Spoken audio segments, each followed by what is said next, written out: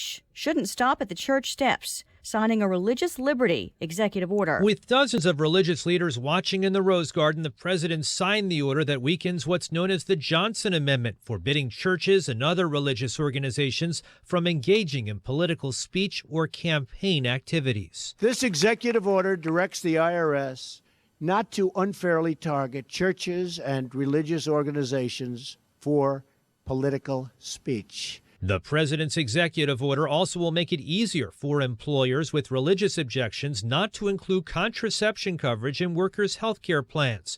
Critics say the order guts women's health care coverage. At the White House, John Decker, Fox News. The White House confirming more details of the president's first foreign trip in office. On his way to the NATO and G7 summits in Europe later this month, he'll make stops in Israel, at the Vatican to meet with the Pope, and in Saudi Arabia to meet with Muslim leaders. Tonight, he returns to New York for the first time since inauguration, an event on the USS Intrepid Museum.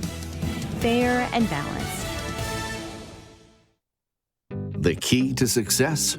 Keep it simple, especially when it comes to hiring. And nobody makes it easier than Indeed.com. Post a job in minutes. Set up screener questions. Manage your candidates from one dashboard. According to an independent study, 5 times more hires are made through Indeed than any other job site. New users claim your $50 credit to post a sponsored job at Indeed.com/credit. Indeed, the world's #1 job site. Terms, conditions, and quality standards apply. Blue the dog here for propane. Making the rounds with my owner, the propane man, has allowed me to see a lot. I may just be a simple dog. I didn't attend the elite boarding kennels, and you'll never see me on Barking with the Stars. But I do know that propane is the smart fuel that lets millions of Americans live where they want and how they want. It's clean, reliable, and powers modern appliances from tankless water heaters to high-efficiency furnaces. Learn more at proudlypropane.com. 97.1 News Time, 12:03. It's 50 degrees. Good afternoon. I'm Kelly Webb in for Jason Church. The city of St. Louis's minimum wage rises to $10 an hour on Friday, May 5th. According to a news release, the Circuit Court lifted the injunction today that previously blocked the ordinance from becoming law. Operation Food Search is coming to the aid of the area's flooded communities. OFS is collecting food, cleaning supplies, personal care items, and money to assist individuals affected by area flooding. OFS is reminding the public that flood relief donations will be in high demand long after the rivers have crested. For more information on how to help, visit operationfoodsearch.org. I-55 is completely reopened, and MoDOT says other roads could reopen soon. 44 is still closed between 270 and Gray Summit, and Highway 141 remains closed at 44. Don't forget, tonight's game against the Brewers has been pushed back from 12:45 to 6:15. Gates at Busch will reopen at 4:45. This summer, you've got places to be. Stranded on the side of the road isn't one of them. With vehicle diagnostics, emergency assistance, and more, Hum by Verizon is the technology that connects you to your car. Learn more at hum.com. The best thing about a Honda More is it's a Honda, with all the fuel efficiency and technology our name means. Exclusives like the 4-in-1 twin-blade cutting system that results in finer clippings for either bagging or when mulching, actually feeding your lawn with important nutrients. Models that have self-propelled smart drive and hydrostatic drive. Quiet but powerful engines that's easy to start. With highly fuel-efficient engines that's easier on the environment. Visit Art's Lawn Mower Shop in Florissant, Harvester Small Engines in St. Charles, or Herb Equipment in Fenton to find the Honda Lawn Mower right for you. Are you taking Viagra or Cialis for ED? Lion's Drug now has sildenafil, the same active ingredient in Viagra, for less than $2 per tablet, a savings of over $40 per dose. Lion's Drug is a family-owned pharmacy in Lone Oak, Arkansas, that offers low-cost generics as well as free shipping anywhere in Missouri, Illinois, and Arkansas. For more information, go to lionsdrug.com or call 844-676-2247. That's 844-676-2247. Mark Cox here. Join Thomas Helbig and the team at Retirement Advisory Group for a new monthly series of Lunch and Learn workshops. You'll get the chance to gain valuable knowledge on new financial topics each month. Call 314-993-9494 now to reserve your seats. Here's Thomas for more. Thanks, Mark. We are excited to introduce a new Lunch and Learn workshop every third Thursday of the month. This is a 1-hour informal question and answer type setting which will discuss different financial topics throughout the year. Starting Thursday, May 18th at 11 a.m., the topic will be the 3 institutions of investing. Seats are limited, so call now at 314-993-9494. Lunch will be provided, and it will be a great learning opportunity. Call now at 314-993-9494 or visit us online at retirementkey.com. Don't miss out on these great educational workshops. Join the official financial advisor of my show, Thomas Helbig, and his team Thursday, May 18th at 11 in their office for the Lunch and Learn series. For more information and to get registered, call 314-993-9494, 314-993-9494. Frederick Roofing, wherever you live, from Olivet to Ellisville to Pear and Jennings, O'Fallon to Overland, wherever you live. Maryland Heights to Manchester, the name you know. Frederick Roofing, wherever you go. For a hole in your roof, for a whole new roof. Frederick Roofing. St. Louis, Missouri, 314-645-2000. Frederick is the gold standard for roofing and perhaps priced a bit lower than other bonded and insured roofers. When you invest money into fixing a hole in your roof or putting on a whole new roof, you want the peace of mind that you'll get only with Frederick Roofing. Plus, you can always depend on an immaculate cleanup when the job has been completed by Frederick's own licensed and insured crews. For a hole in your roof or a whole new roof. Frederick Roofing. Frederick Roofing, 645-2000. This hour of the Mark Cox Show brought to you by Naputi Wellness. NaputiWellnessCenter.com. The Mark Cox Show. I want to compliment your show on how fair and level-headed everything you guys talk about. Who is this guy? He's saying what we've been saying forever. Maybe what we need from a conservative standpoint is The Mark Cox Show. I respect that. We don't agree. Listen to both sides. Let's get it on. Is the Mark Cox Show. Under my administration, free speech does not end at the steps of a cathedral or a synagogue or any other house of worship. We are giving our churches their voices back. We are giving them back in the highest form. With this executive order, we also make clear that the federal government will never, ever penalize any person for their protected religious beliefs. Welcome into the Mark Cox Show. That is the president just a short time ago talking about his executive order that he has just signed on religious liberty for what he calls vigorously promoting religious liberty, sort of a step to the repeal of the Johnson Amendment, as they called it. And it would direct the IRS to exercise maximum enforcement discretion over the Johnson Amendment, which prevents churches and other tax-exempt religious organizations from endorsing or opposing political candidates. Should make Reverend Wright up in Chicago pretty happy, I would think. Glad you're with us today. We've got a lot going on. Even as we speak, they're debating the health care bill in the House, or in the well of the House in Washington. And the final vote is going to be sometime this hour, I believe. And, of course, we'll bring that to you when it happens. There's a lot of caterwauling going on out there.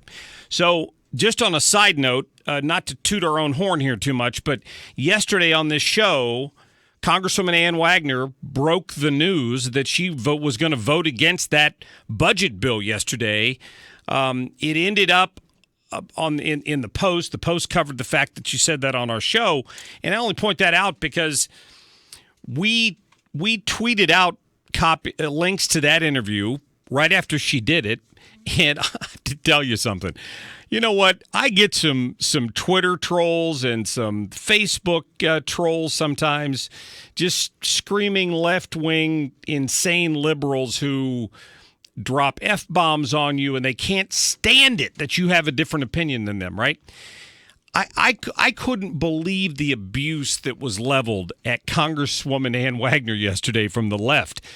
In connection with our link, which really dealt with the budget, they were attacking her for this health care bill, begging her not to vote to repeal Obamacare, claiming millions of people were going to die. I mean, it was like Debbie Wasserman Schultz all over again with the whole Debbie Downer thing.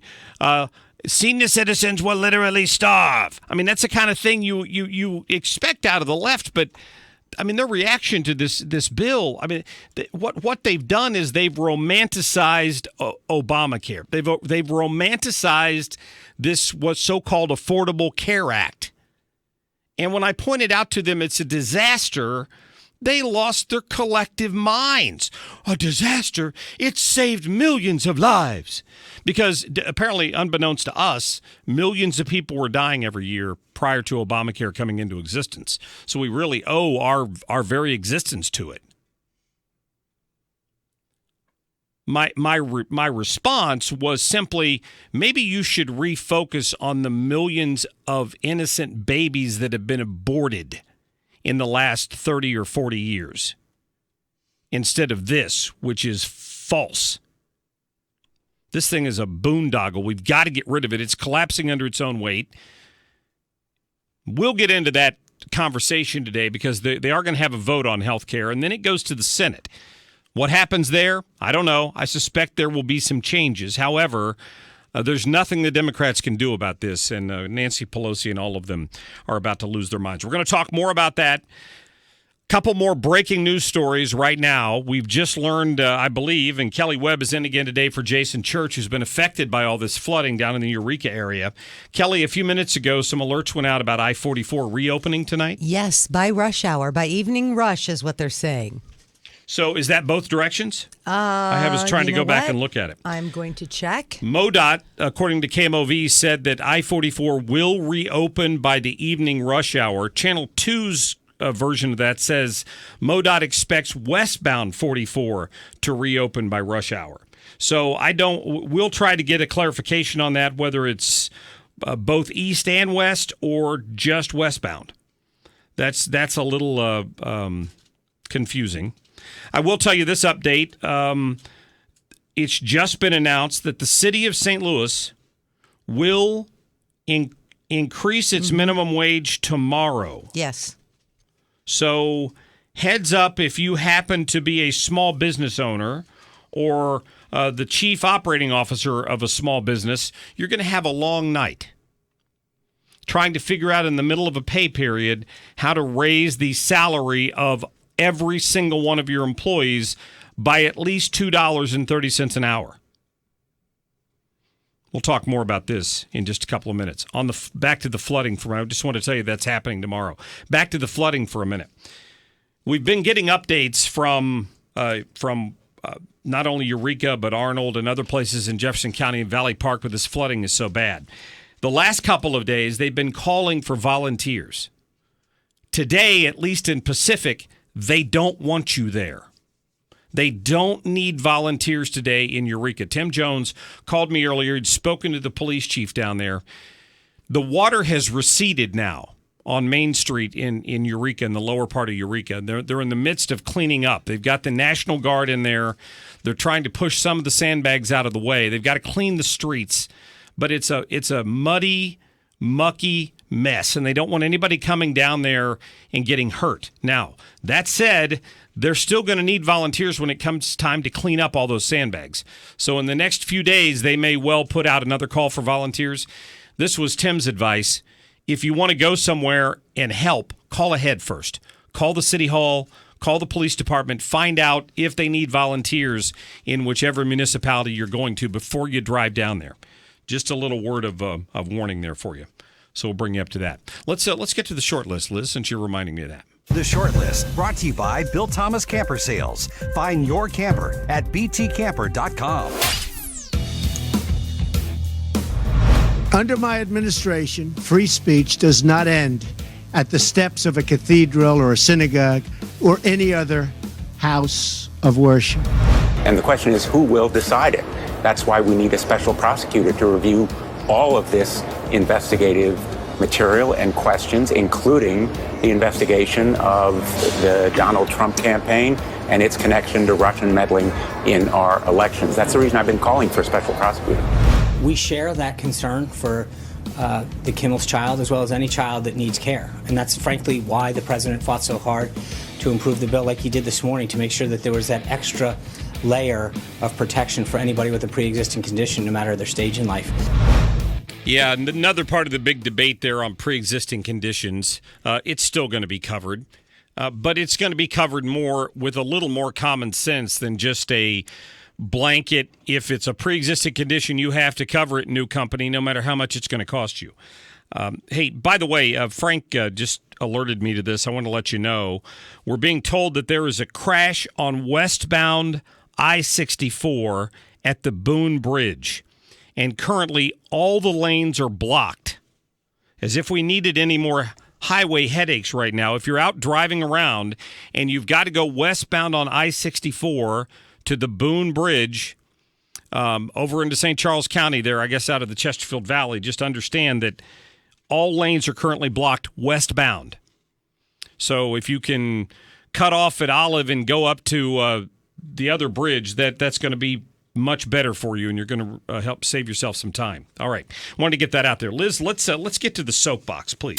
Now, Mark Cox Soapbox.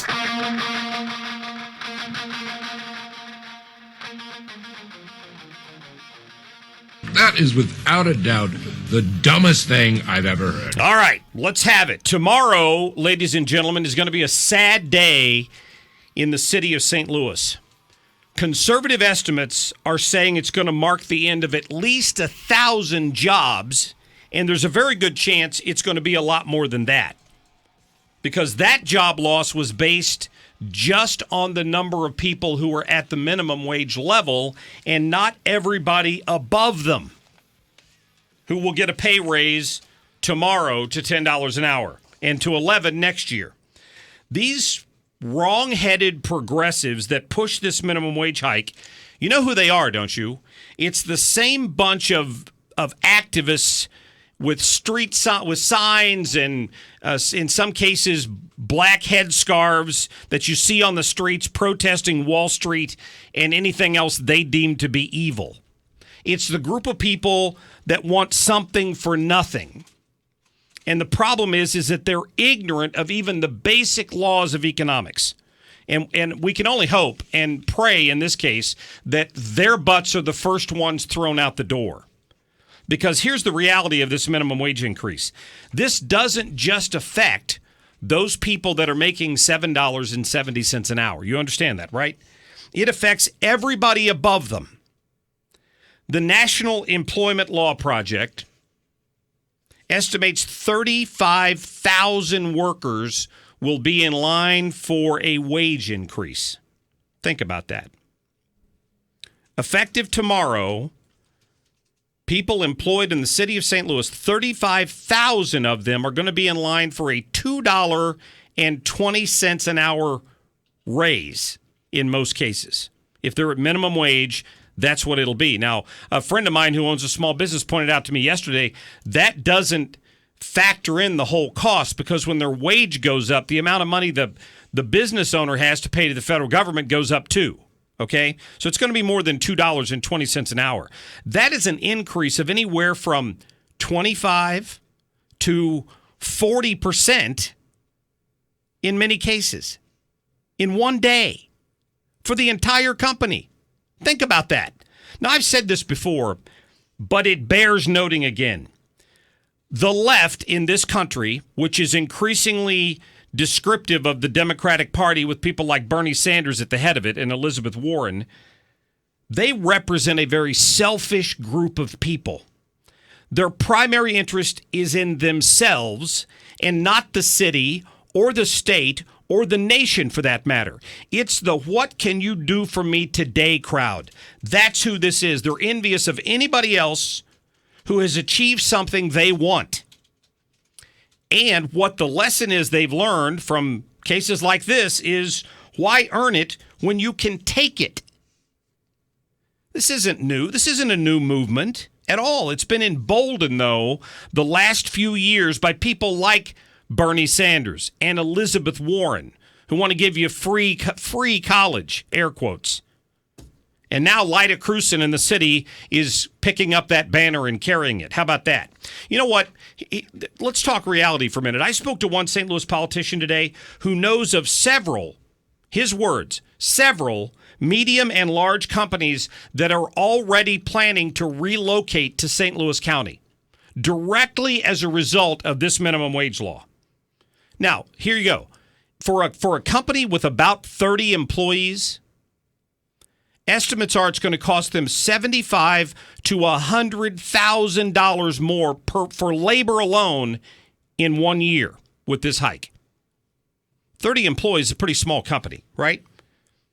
So the companies are going to be forced to, what? Move, close, or raise the prices for their products.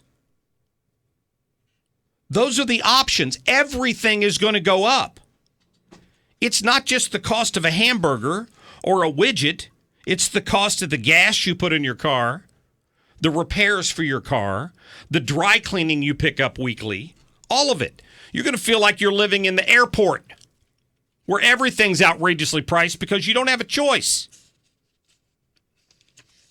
This is what makes no sense to me. The Missouri Chamber of Commerce envisions companies scrambling tomorrow to either comply or face fines from the city of St. Louis. Now, as if the whole thing isn't frustrating enough, here's the other frustrating part. The Missouri Senate has before it right now a bill that would nullify this wage hike. It may or may not get a vote before the session ends. I'm told by several Missouri senators this morning that I've been communicating with, primarily because of the battle down there over ethics reform.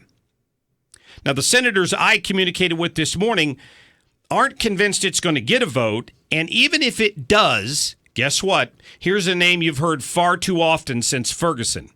Jamila Nasheed is promising to filibuster the bill if it does come up for a vote. So let me offer this advice. If you live in the city and you're employed in the city, once you or your spouse or your teenage kid hit the unemployment line, let me recommend you direct your rage at Senator Nasheed or Mayor Cruson or Lewis Reed and thank them for one more in a long line of stupid decisions that have derailed an already poor economy in St. Louis. Here's the bottom line. You can't fix stupid, but you can vote it out of office. Which means you probably just made a serious mistake in the most recent election. 314-969-9797. I'll get to your phone calls. We'll cover this healthcare vote. Let me know what you think about this minimum wage hike. Are you a small business owner? That's really who I'd like to talk to today.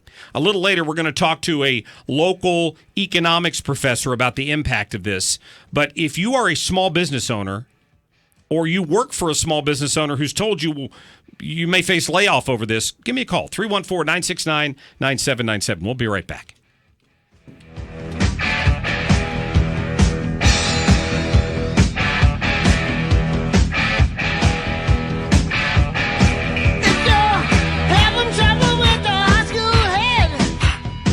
Mark Cox Show on FM NewsTalk 97.1, 98.7, AM 1490, and 97.1talk.com. Find the latest news and flood information at 97.1talk.com/flood, including Missouri and Illinois road closures, and how you can help those affected in the bi-state region. 97.1talk.com/flood. Sent some Sherry's berries to my mother. She was recovering from an illness recently. Just so happened they arrived the same day she had company in town, and boy, was she popular. Let me tell you what, this box of delicious chocolate that had milk chocolate and dark chocolate and chocolate chips covering these huge strawberries, guaranteed fresh, delivered to her, and her company loved it, and she really appreciated it. Here's my point. Mother's Day is coming up, which gives me a pretty good clue on what Mom would like again, because in my house, we fight over these when they arrive. I can tell you that. Exclusive offer for you right now. You can get these berries starting at $19.99, and you can double the berries for just $10 more, and Mom will get a free cake truffle along with it. How about that? It's like a whole extra gift for free. Here's what you need to do. The only way to get this deal, This amazing berry deal starting at just $19.99 plus shipping is to visit berries.com. There's a microphone in the top right corner. Use my code, The Mark Cox Show. That's berries.com, BERRIES.com. Use the code, The Mark Cox Show, when you click on the mic. It's an amazing deal. It won't last long, and Mother's Day is just around the corner. Families choose Parc Provence for quality assisted living with memory care. Your loved one will feel at home, enjoying a comfortable lifestyle while thriving in our engaging community. Residents at Parc Provence are our first priority. We help you enjoy peace of mind and get the most out of life because every moment matters. Go to visitpark.com. That's visitparc.com or call Karen to schedule a tour, 314-549-1050. Hey, St. Louis, check out the hottest new brand called Lady Jane's Haircuts for Men. It's in Brentwood on Hanley Road, just south of Highway 40 in front of Menards. Get an unbelievable haircut, hot towel treatment, and hot leather neck shape from our award-winning stylist for just $12. Lady Jane's in Brentwood, it's wicked awesome. Looking for a solution to high real estate fees? Homeowners Alternative will list your home for as little as 1%. That's right, 1%. Take advantage of this outstanding seller's market. Homeownersalternative.com. Common sense real estate fees. Hey, would you buy a house without looking inside? Well, of course not. Well, shouldn't you be just as diligent when choosing a financial advisor? Hey, it's Sean Hannity here, and just as a house is more than four walls, well, a financial advisor is more than just a nice office. Now, what's their background? Do they work in your best interest as a fiduciary? What's their financial specialty? Now, you want to know all these things because the chances are over your lifetime, you're going to trust them with far more than the value of your home because knowledge and experience count for a lot in retirement income planning. Here in St. Louis, you need to know Ken and Lori Heisey and the team at the Heisey Advisory Group. Call them now at 314-328-6000. That's 314-328-6000. Don't be cavalier with your financial assets. Heisey Advisory Group, 314-328-6000. Investment advisory services offered through Global Financial Private Capital, LLC. Securities offered through GF Investment Services, member FINRA SIPC. Hey folks, Allman here for Mid-America Arms, and I can tell you as an avid customer, these guys are awesome. I have purchased 3 guns from them. I have my awesome Ruger American 45, which is a brand new line. I have my trusty 38, and of course my amazing Kel-Tec Bullpup. It's a 15-round 12-gauge shotgun. I appreciate the quality of their guns. I appreciate the great discounts they have. I appreciate their trade-in policy. I appreciate the fact that their people do not work in any way, shape, or form on commission, so you're getting the straight scoop all the time. MidAmericaArms.com, right there in beautiful Afton on Gravois, MidAmericaArms.com. Take advantage of the Allman Special, the Keep the Peace sale. Peace and quiet, that is. They carry a large selection of sound suppressors from .22 caliber to .300 rifle caliber. Purchase a Silencer Co. suppressor before June 30th and receive a $200 merchandise credit at silencerco.com. Dave Glover. The Dave Glover Show. Thursday, the DGS Kill Me, Cusimano, and the Priest and the Rabbi.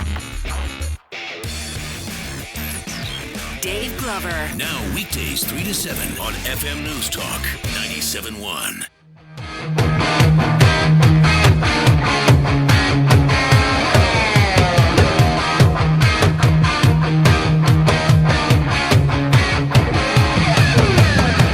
You're listening to The Mark Cox Show. Find everything Mark Cox at 971talk.com/Cox. Her conduct was so unconscionable. And I think that's the real issue here. She shouldn't be bitter that she's not president. She should be thankful that she's not in prison. David French with a great point there about Hillary Clinton after listening to that Comey testimony yesterday. Wow. He still didn't answer the question to my satisfaction. How in the world is Huma Abedin and Anthony Weiner, for that matter, not to even mention Hillary Clinton, still walking around free, enjoying life?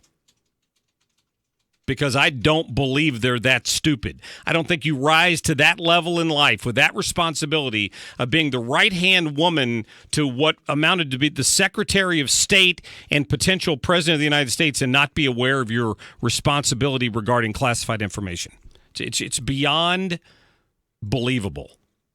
And I've seen some things that are beyond believable. Trust me. All right, quick update here for you. Just came across the wire. Kelly, I'm reading here that according to Channel 2, MoDOT expects the westbound lanes of 44 to reopen by sometime tonight, by rush hour. Right. But it says here the eastbound lanes are expected to stay closed for some time. Yes. And the westbound exits at Soccer Park and 141 will remain closed. The problem that a lot of people don't realize, it's not just the water, it's the damage to the highway. Okay. My company's construction, heavy construction, bridges, overpasses, and structural damage to some of these highways. You can't let all of a sudden tremendous amounts of traffic go over until you see how much damage they've sustained. It's not safe. So we'll keep an eye on that for you. If you're going to go on westbound, it's not going to do much to relieve the traffic coming eastbound on 44 if that's still closed. That means Manchester Road is going to be tied up for ages and ages. Poor Manchester. Yeah. Can you imagine Manchester. the damage to Manchester by the time this is all done? No, I can't. Good and Lord. I don't know who's going to pay for that. 314-969, of course I do, the taxpayers. 314-969-9797. Had Kathleen on the phone. I guess she had to run because I talked too much. But my point here was if you know somebody who's going to be affected by this minimum wage hike, likely to lose their job, or you're a small business owner, give me a call. I mean, I'd like to know if your business is headquartered in the city, why in the world would you stay in the city when you can just find plenty of empty space right across the county line? And just let me point out, if it's not already painfully obvious to everybody in the sound of my voice, this is what you get with the people who run the city of St. Louis. If they get added back into the county as a municipality and get a voice on St. Louis County Council, they'll drag this same nonsense right along with them. Just bear that in mind. This is how they operate. It's a government down approach. This is how they operate. Eric, thanks for calling the program. You're on the air. Hey, Mark, how you doing today, Hey, brother? great. Thank you. Hey, thanks for taking my call. I just got to say, this minimum wage thing really gets to me. I've worked in my industry for 22 years, making myself more valuable to an employer to get where I am earnings-wise. It isn't right, Mark.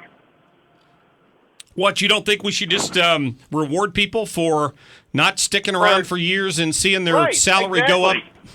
Exactly. Let's just hand them more money and make the small business owners fork out more in FICA tax and payroll tax and line the Democrats' pockets with more tax revenue to waste on everything. It's the populist argument. And the thing about it, Eric, do you live in the city? No, Mark, I don't. And I realize you wanted to talk to that. I just wanted to voice my rage at this blatant abuse. Well, I appreciate the call. And the point I would make is that even the people in the city, the city residents, who may not have their job affected by this, maybe everybody at the company is already so far above $10 an hour, they're not impacted by it. I'm sure there will be some of those folks out there. You're still going to be impacted by it when you go buy gas or you go to the car wash, right? Everything's going to have to go up. People have this misperception that businesses have a huge profit margin. The average profit margin of a small to medium-sized business is maybe 5 to 7%, which isn't a whole lot. That's what's left after you've paid for everything. And if you're increasing that with a company that has 30 employees by $75,000 to $100,000 a year in labor costs, they're going to have to make that up somewhere. And odds are it's not going to come out of the owner's pocket, which is what these activists want. That's their goal. They want to punish people who've been successful and force the transfer of wealth, whether it's earned or not. So this is not about whether you're worth $10 an hour. It's about the fact that you've got to give me $10 an hour because my liberal alderman says so. That's what comes out at the end of the day. It has nothing to do with economics or how businesses run, because most of the people demanding this, number one, they don't run businesses, right? And number two, they have probably never will. because you're either cut from the cloth where you're willing to put everything on the line and start a business knowing that failure is not an option, or you're not. And there are very few of those people out there. They're the ones that are successful in life, who've stuck with it. Obviously, there are failures for a variety of reasons, but you see my point. The vast majority of us will never be business owners. We're worker bees. But if you don't run a business, you have no idea what it does when you put in a false wage floor like this. It's just not logical. And the city is going to pay for it. I mean, they complain that they already have they're trying to decide what to do with this deficit they're dealing with in their budget. Hey, I have an idea. Let's fire 1,000 workers from the city workforce, and that'll help. Not the city of St. Louis, but from the St. Louis workforce, because that's what's happening here, right? John, thanks for calling in. Hey, how's it going? Great. No, I'm not going to disagree with you, but I want to bring up a point, and your last caller really hit it on the head for me to make this call. I'm a little bit older too, and I have worked my way up through some companies and such. However, I recently was employed somewhere where minimum wage was the standard, and there were actual people there that 13, 14 years into a career never saw a pay raise. So, to play devil's advocate, I'm not necessarily saying, we need a $10, flat rate minimum wage. That probably won't solve problems. And yes, I do agree that our city's in a bad enough state of affairs without adding to it. But, what's the cause in today's current employment climate to try and get owners to, work some levity into this as well, if the point makes any sense. So I'd be interested to hear your comments. All right, John. Thank you for the call. My comment to that is pretty simple, because like you, John, I've worked minimum wage jobs. I think my first job was a seasonal job in an amusement park for $2.30 an hour or something like that. The point was, I didn't intend to make that my career. And ultimately, if you stick around a company for 12 or 13 years and they don't see fit to give you a raise in 12 or 13 years, why are you still working for them? Go somewhere else, seek other opportunities. I know some people don't have the education or the training to do that, but that's something we have to look at in this country. Minimum wage is not designed to be a living wage. That's not what it's a starting wage for a low-skilled position. Based on what it's a false floor wage, if you want to argue it that way, but it's not a realistic wage, quite frankly. It depends on what the profit of the business is, and when you raise it by 25 or 30% in one day, you're going to put companies out of business. That is what's going to happen. Jay, thanks for calling the program. Hello, Jay, you there? Liz, we got him up? Nothing? I think Jay hung up on me. Hang on just a minute. Lynn, thanks for calling in. Hi, I'm kind of mimicking what you just said. Over the decades, we've all heard about the dumbing down of the country and through the educational system, and this, I think, is part of the end result of dumbing down the people, simply because they don't have any intention of bettering themselves. They have maybe a high school education, and they don't end up having any reason to better themselves and move on to a better job, get some more education, even though it may take 10 years to get through, even an associate's degree. And they expect the government to give them whatever the government can give them, and they don't realize that the government is us. Generations. We're the ones giving them that stuff, and I particularly don't want to do that.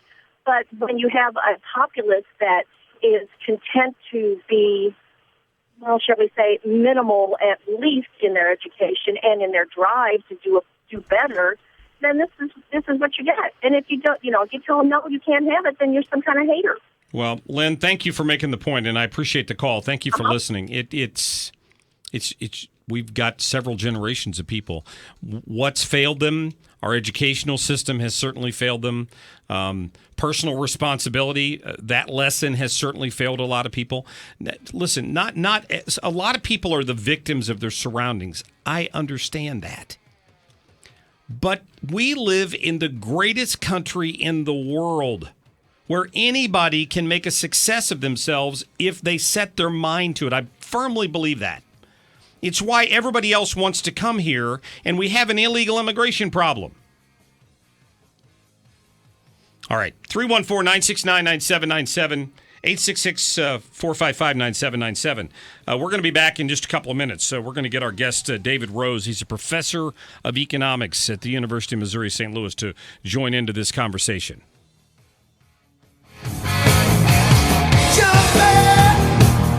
This is the Mark Cox Show. Here she comes, blasting top down. Air Comfort Service Heating and Cooling. Weather with Dave Murray. Rain, windy, and chilly. Increasing wind as we go through the afternoon. Temperatures about 50 to 55 degrees tonight. Rain slowly comes to an end as we go through the evening from west to east. It stays windy. It stays cold. 45 degrees Friday. Sunny, windy, and chilly. 62, upper 60s, and sunshine over the weekend. I'm Fox 2 meteorologist Dave Murray for FM News Talk 97.1. It's a great time to call Rhino Shield. Let them come out and give you an estimate on getting your house fixed this summer.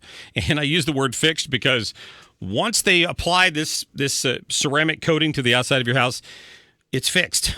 It's fixed for 25 years. I mean, if you went to a car dealership and you were able to get something fixed, and when you walked out the door, they said, "Oh, by the way, that's warranted for 25 years," you'd jump up and down, and you'd think you hit the lottery.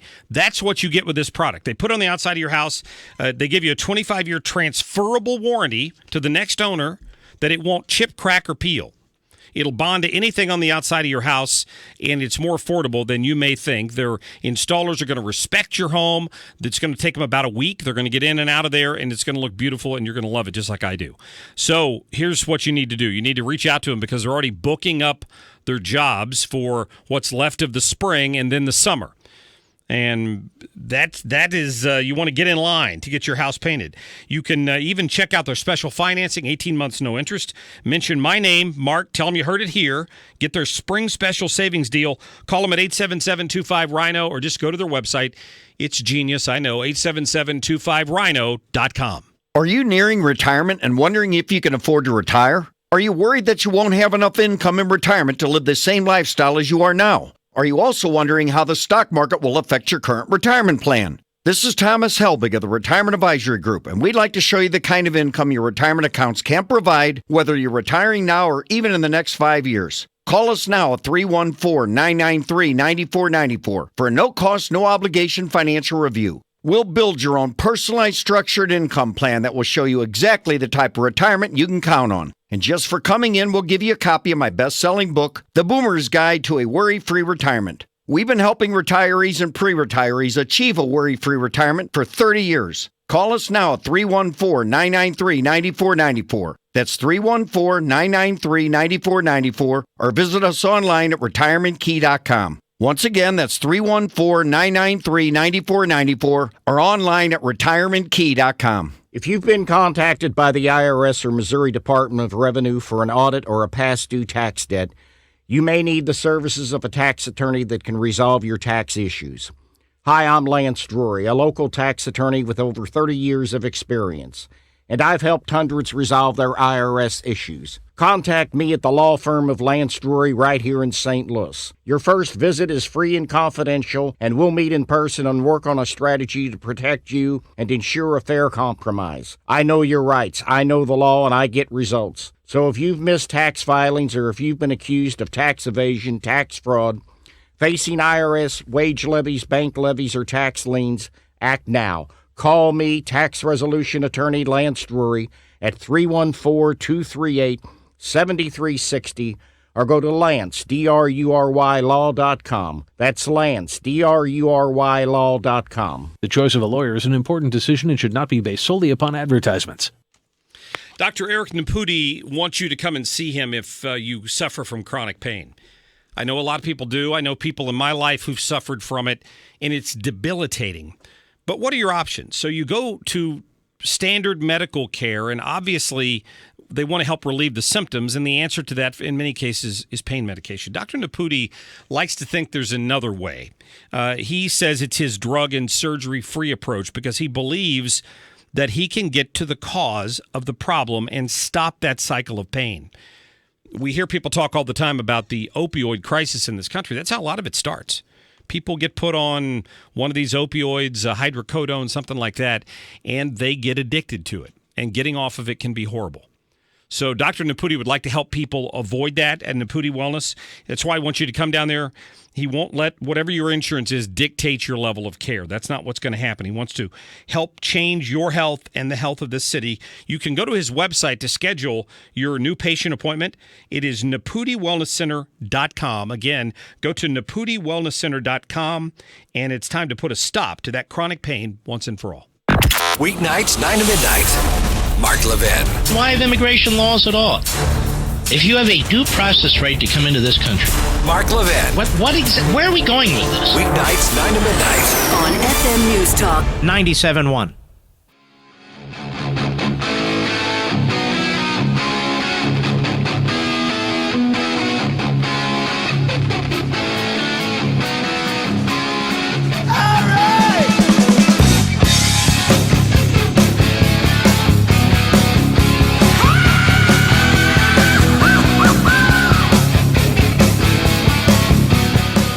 Listening to The Mark Cox Show. Follow the show on Facebook. Facebook.com/The Mark Cox Show. It really is time for the people of America to take up pitchforks. Maybe the people of St. Louis, for that matter. Welcome back into the Mark Cox Show. I just got this update. That crash we told you about on westbound 64 that had all lanes closed at the Boone Bridge has now been cleared. So if you're heading that way, you can get across the bridge now to St. Charles County. Just wanted to throw that out there. We'll have more updates on roads that are reopening after the flooding coming up a little later. I'd like to get to my guest right now, though. He is David Rose. He is a professor of economics at the University of Missouri, St. Louis. Sir, how are you? I am well. Thank you. So is it Dr. Rose? Technically, yeah, but Dave's fine. All right, Dave. Thank you so much for giving us some time today. What is your take on tomorrow? The city of St. Louis has announced that a judge has given them permission to go ahead and increase their minimum wage to $10 an hour from $7.70, and I'm guessing a year from now it goes up another $1 to $11 an hour. That's correct. My take on that, huh? Sure. I think that this is basically good politics, but bad policy.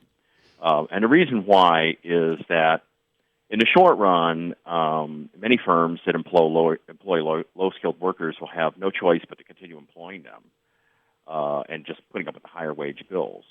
So in the short run, not much happens other than some people get paid more, and so that's very politically tempting because it looks like all gain and no pain. But the costs tend to mount later. So we have high political benefits early and high economic costs that come late. Let me give you just three quick ones right off the top of my head. Over time, when firms' machinery and capital wears out, they have to replace it. Those firms that are in the high minimum wage area will replace it with more expensive capital that will displace more workers as they try to conserve on labor.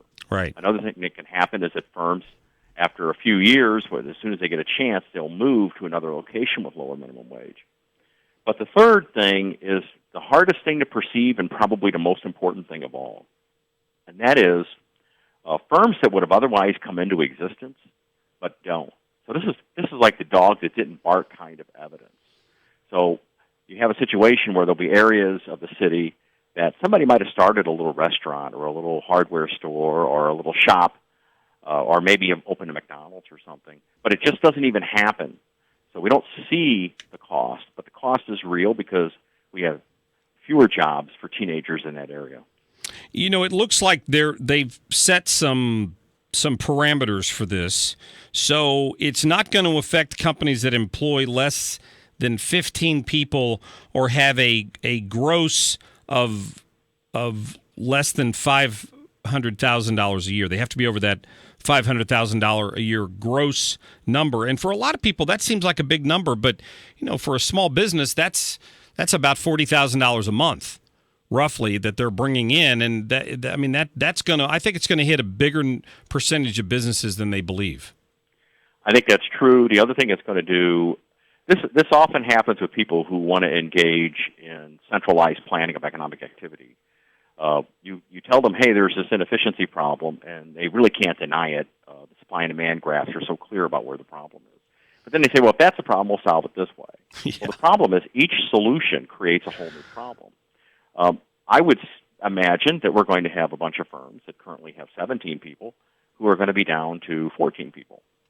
This is exactly what happened under Obamacare. A whole bunch of firms started changing the number of people they employed, full-time versus part-time, and total, in order to get under these thresholds.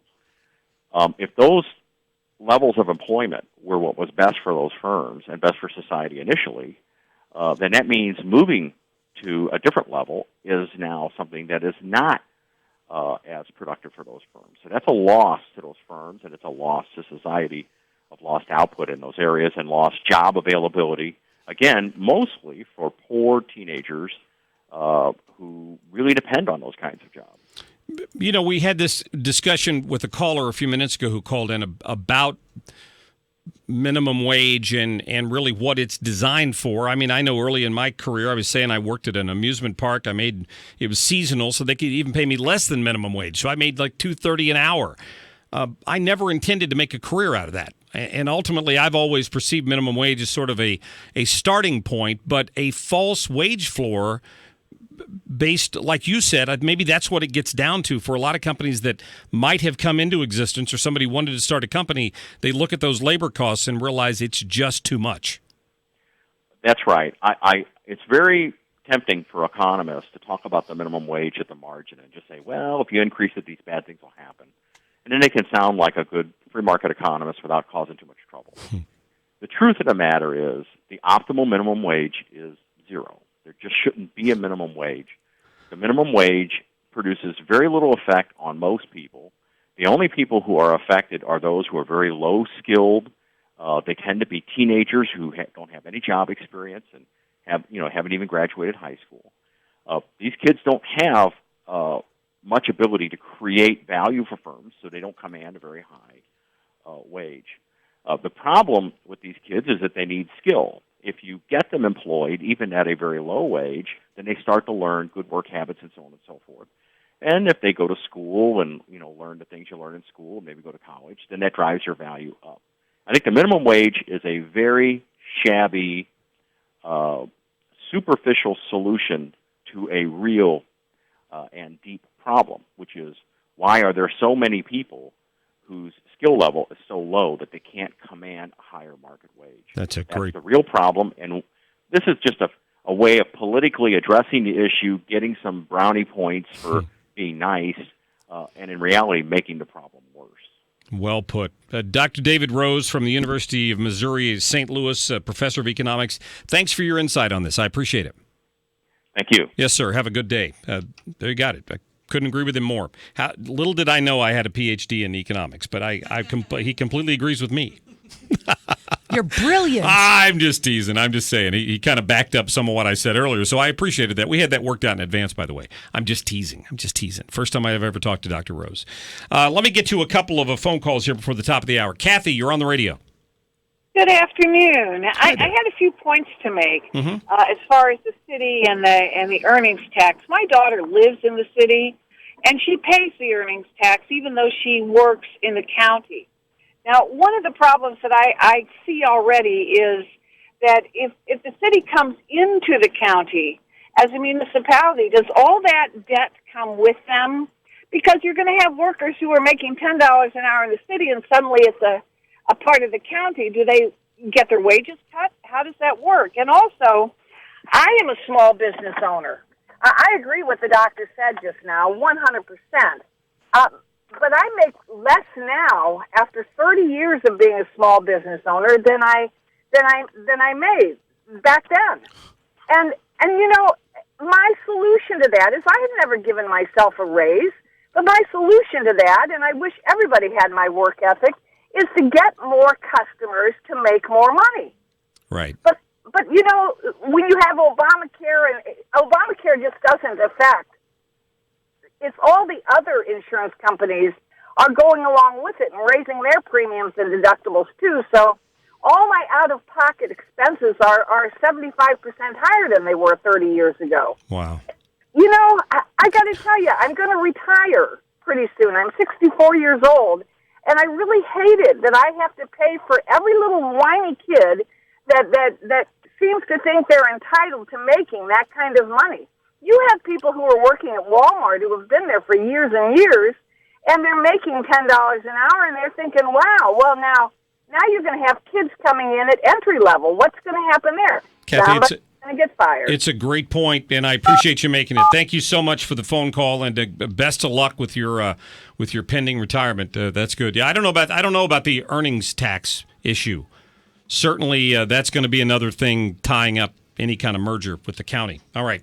314-969-9797. Trying to get with Catherine Herridge of Fox News Channel coming up. And a little later, we're going to talk more about Missouri's current teachers' pension system. We'll be back. This hour of the Mark Cox Show brought to you by Naputi Wellness. NaputiWellnessCenter.com. Well, there's a lot of water out there right now, but the water I want to talk to you about is the water that's going to be in your pool or your hot tub this summer that you're going to want to enjoy. Have you started to think about the process of opening your pool? Well, my friend Mike over at Conservative Pool Services says because you're a 97.1 listener, if you call him up and tell him that you heard this on 97.1, he's going to give you 20% off the labor to open up your pool for the season. He'll also give you 20% off of service calls through the course of the season. So Mike's approach is, I worked for one of the big guys.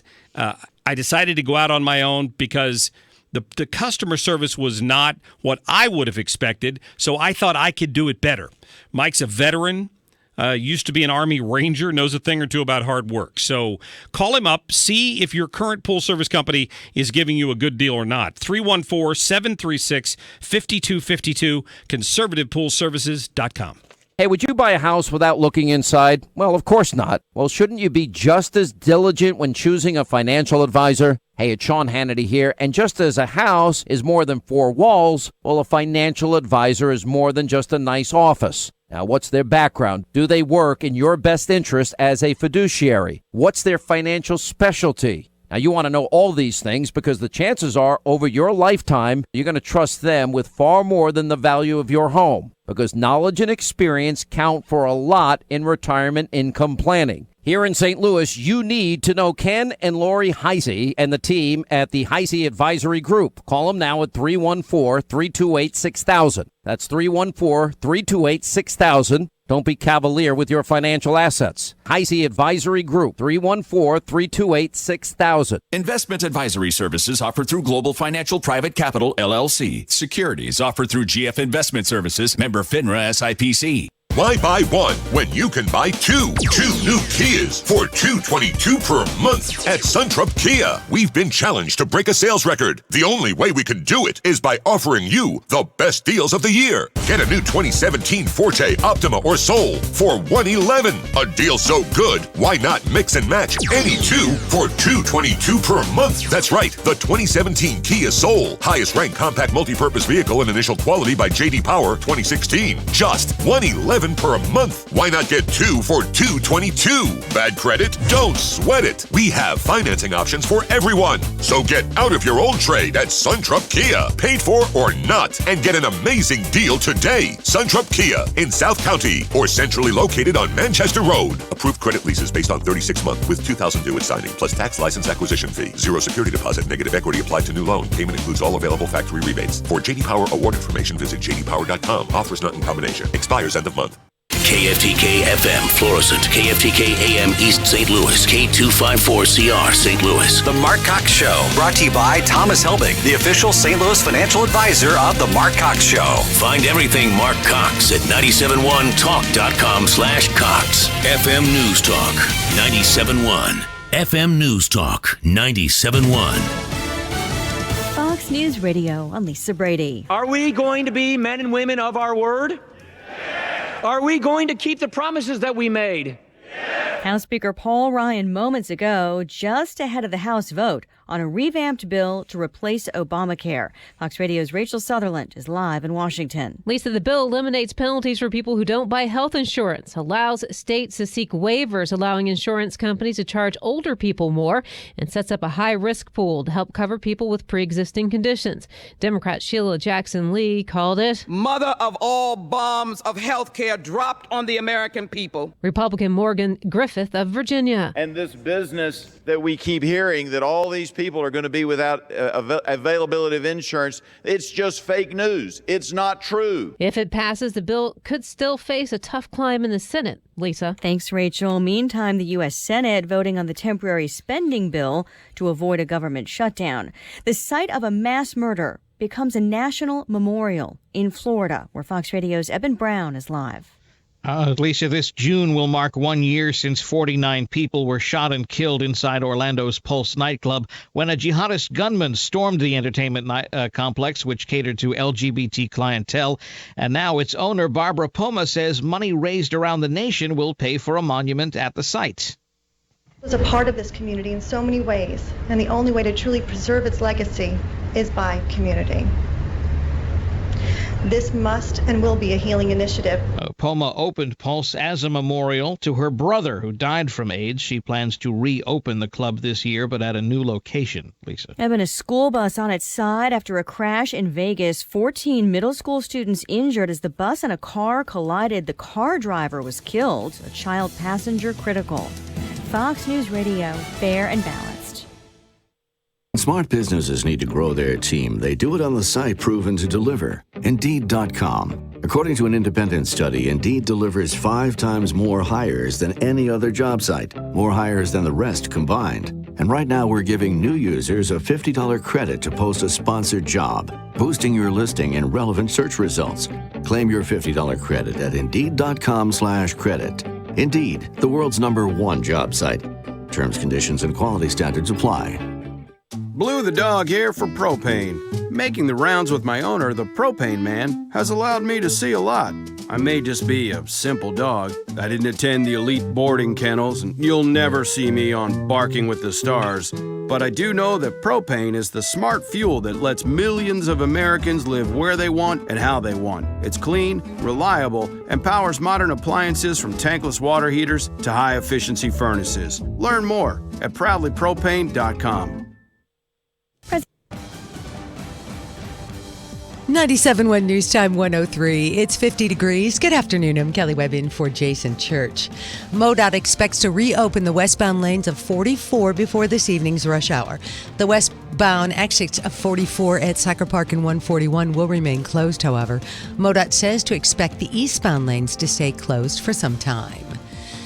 The St. Louis Blues are partnering with the American Red Cross to lend a helping hand to flood victims.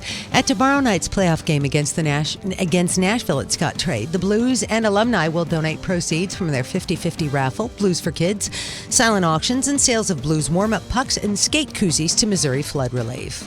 Some Missouri lawmakers are so opposed to the federal driver's license requirements that they're willing to defy federal standards and cause residents grief at the airport. Missouri doesn't offer a license that complies with the federal 2005 Real ID Act. Missouri residents will not be able to use their state-issued driver's licenses to board airplanes starting on January 22nd.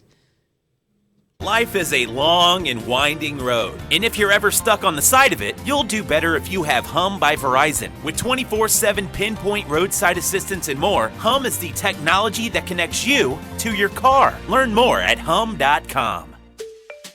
Ever heard of a staycation? Let's be real. When you take a staycation, the tropical getaway you've been dreaming of is swapped for the same old routine. You still have to prepare meals, you'll probably run errands, and we both know you won't be able to resist answering those emails. My friend, that is not a vacation. Heck, that's barely a day off. You owe it to yourself to opt for the real deal, and that's what you'll find with FunJet Vacations.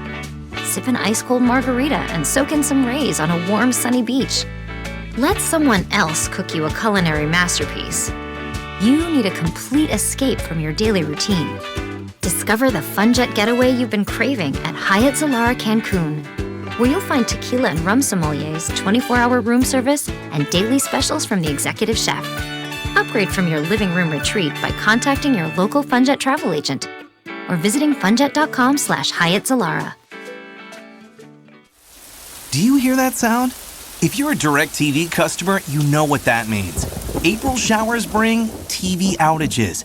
It's time to do some spring cleaning and get rid of that dish and switch to Spectrum. Spectrum is more HD than satellite, and you can expect to see your crystal clear picture even during bad weather. Switch to Spectrum. Just call 844-855-2999.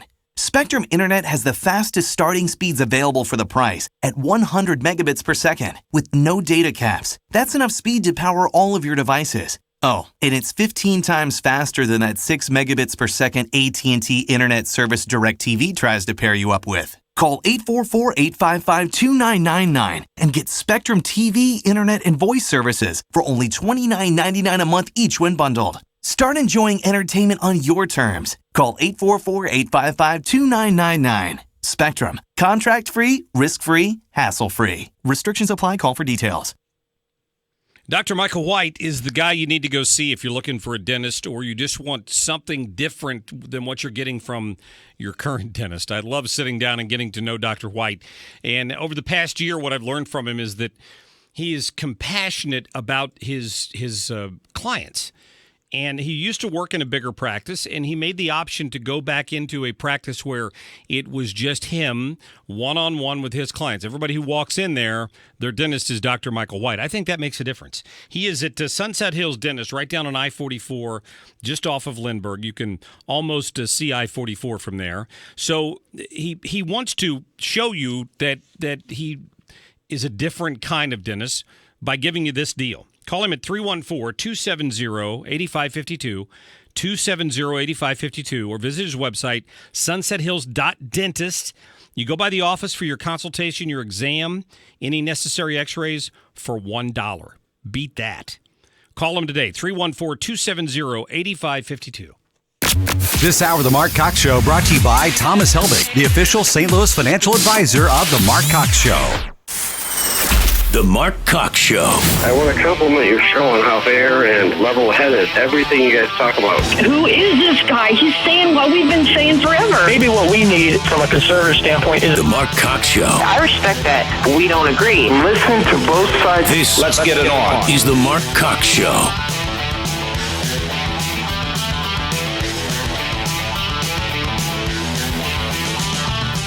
The latest Republican plan to gut essential health benefits and protections for pre-existing conditions will make it impossible for millions of Americans to afford the health coverage they desperately need. This is deadly.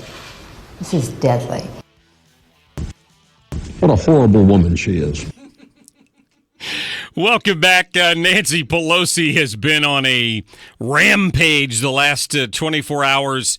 She's been desperately seeking out television cameras and reporters who will pay attention to her as she wallows in the death throes of the Affordable Care Act.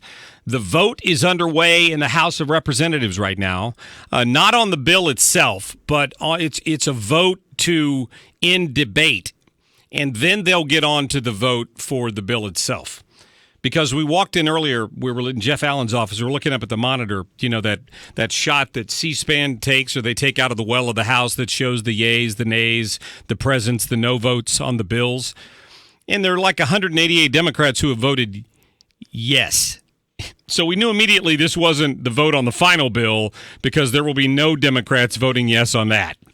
But they're about to end debate, and then they will get on with the with voting. And again, the Republicans need 216 yes votes, which they should be able to get, because then it's going to go to the Senate, and it's all going to change.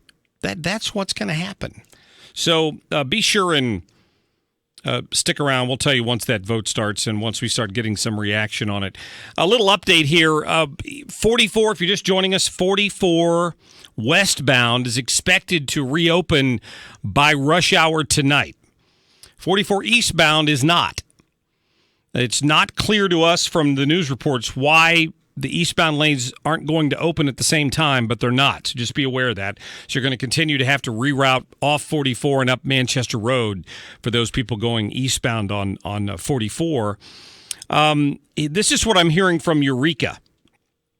They ask specifically that people not come down there to volunteer today because they're trying to clean up the mud that's on the streets and the other stuff because the water has now receded from the lower part of downtown Eureka there.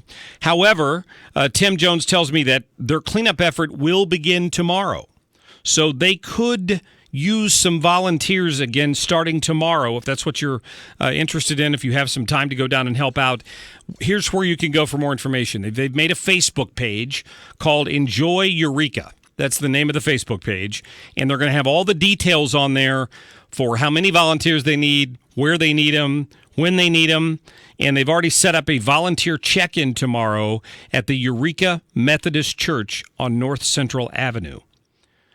So go to the Facebook page. The best advice for today, because you know the deal with Eureka, is whether you're dealing with Arnold or Valley Park, any of these other places that are suffering from flooding. If you want to go help, call ahead.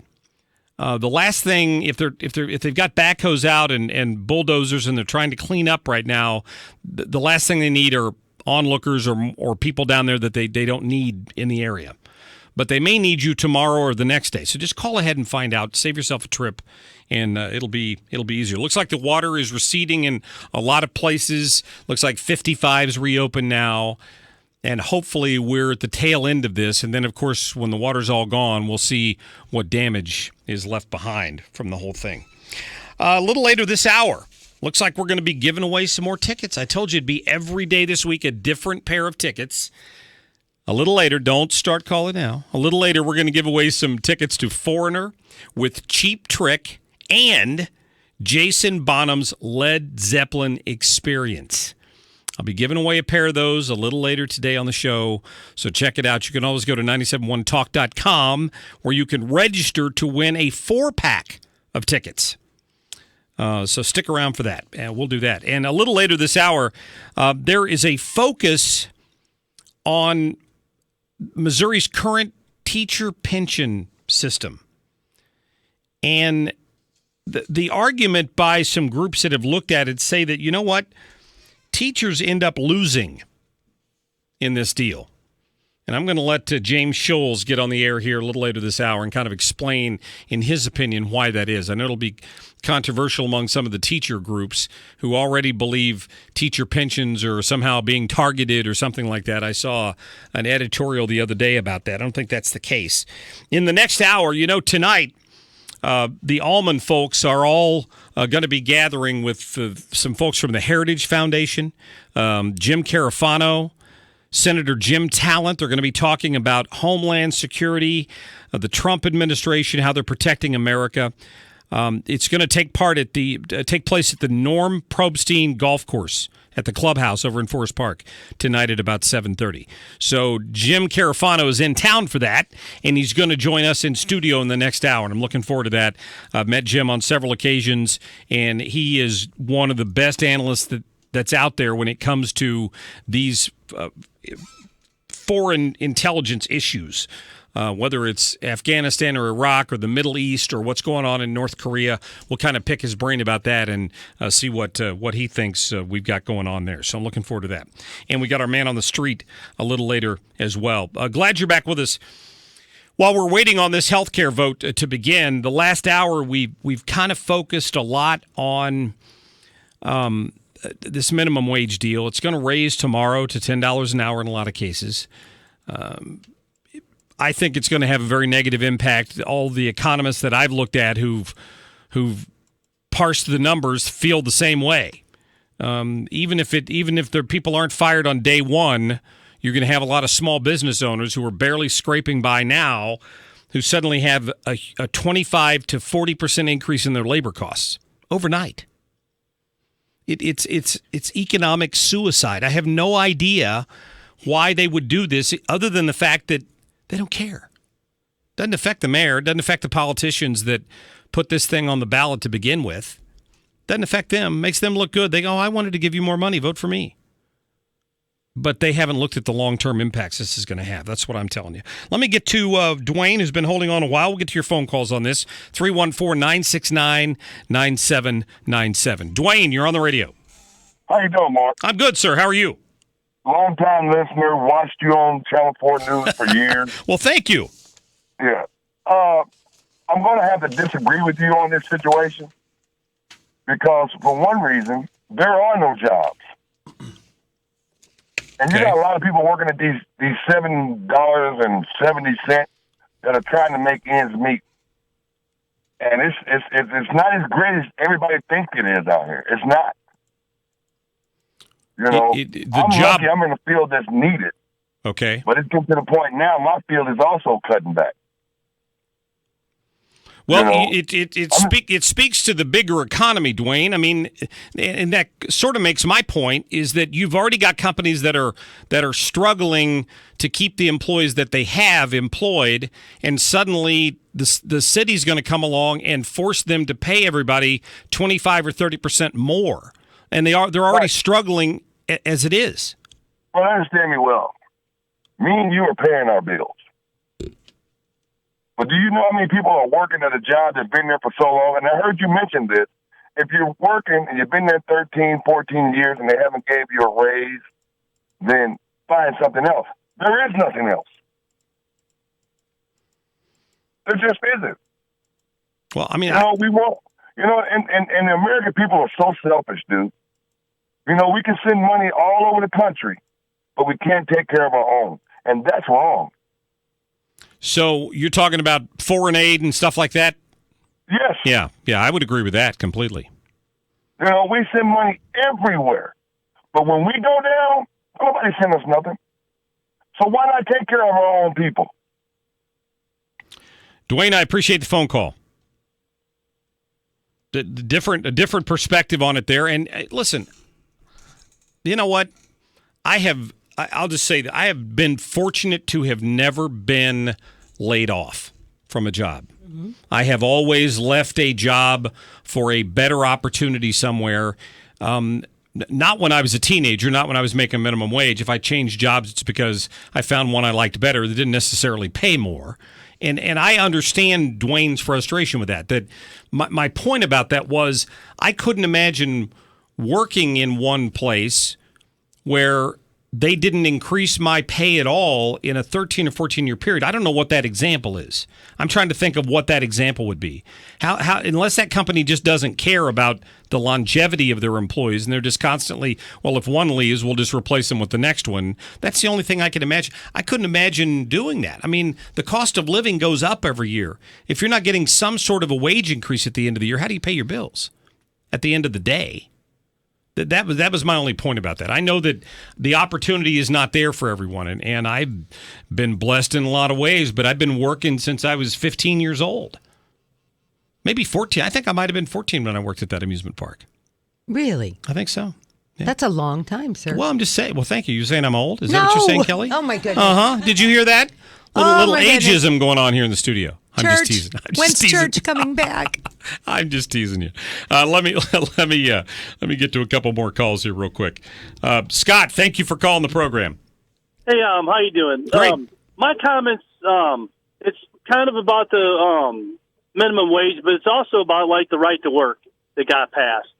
They tried for years and years and years to get right to work to pass, and they gave the vote to the people, and it never could pass. So the politicians decided that they're going to go ahead and get it passed for their constituents, which is the lobbyists that they work for, because they certainly don't work for the American people. And it's going to destroy the unions in the St. Louis area and in the state of Missouri, which is what they're going for. And I don't know if you all remember back in the 60s when there was the space race going on. And, most of the stuff that was built, for NASA was built by union machinists and built in St. Louis. And just about everything that got built,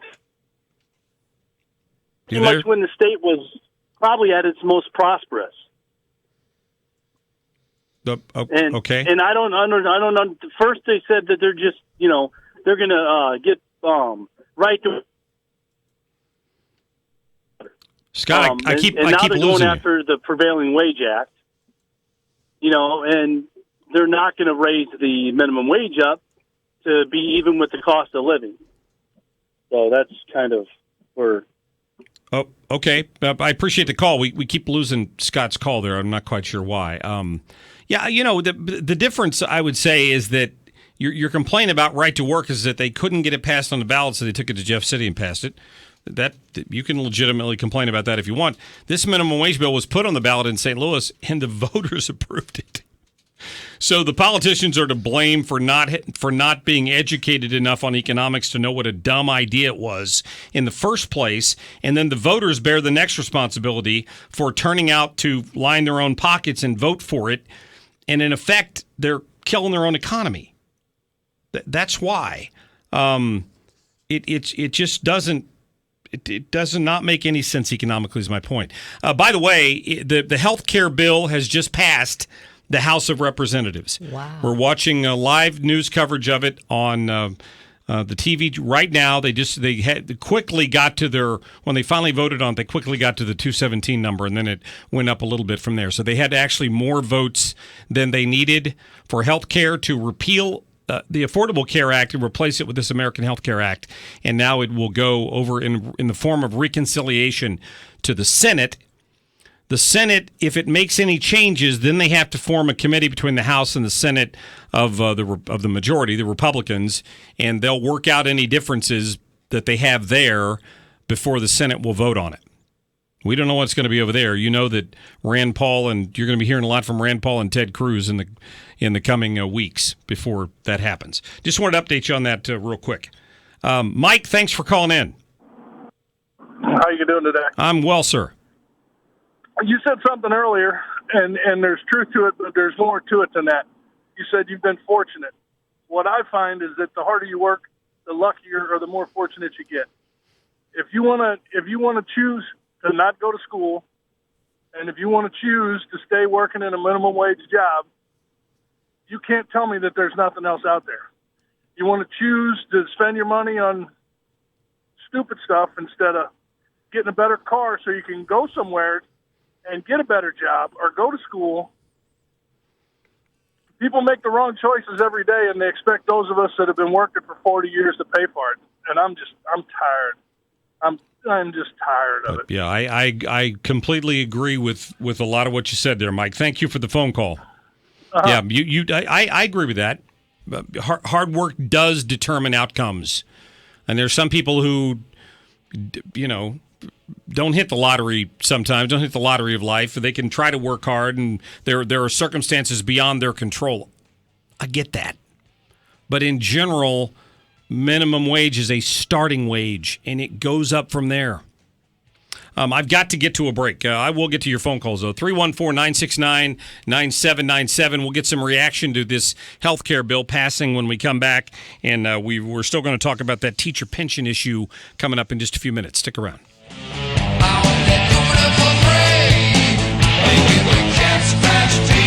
The Mark Cox Show on FM News Talk 97.1, 98.7, AM 1490, and 97.1talk.com. Watch the Mark Cox Show live on the Granite Transformation Studio Cam at 971talk.com/Cox. Log on to our website or use your mobile device to join the daily live stream and watch the show. It's the Granite Transformation Studio Cam at 971talk.com/Cox. Well, I know the answer on this for some of the people in this room. Who had your furnace on last night? Raise your hand. I knew Kelly Webb did because she's freezing in the studio. So did Liz. So the last couple of weeks, we've gone back and forth between the furnace and the air conditioner and the furnace and the air conditioner. And you hope that when you flick that little switch on the control, it's going to work. But it's always a good idea to get it checked out before it's 100 degrees outside for your air conditioner. Call Agers HVAC.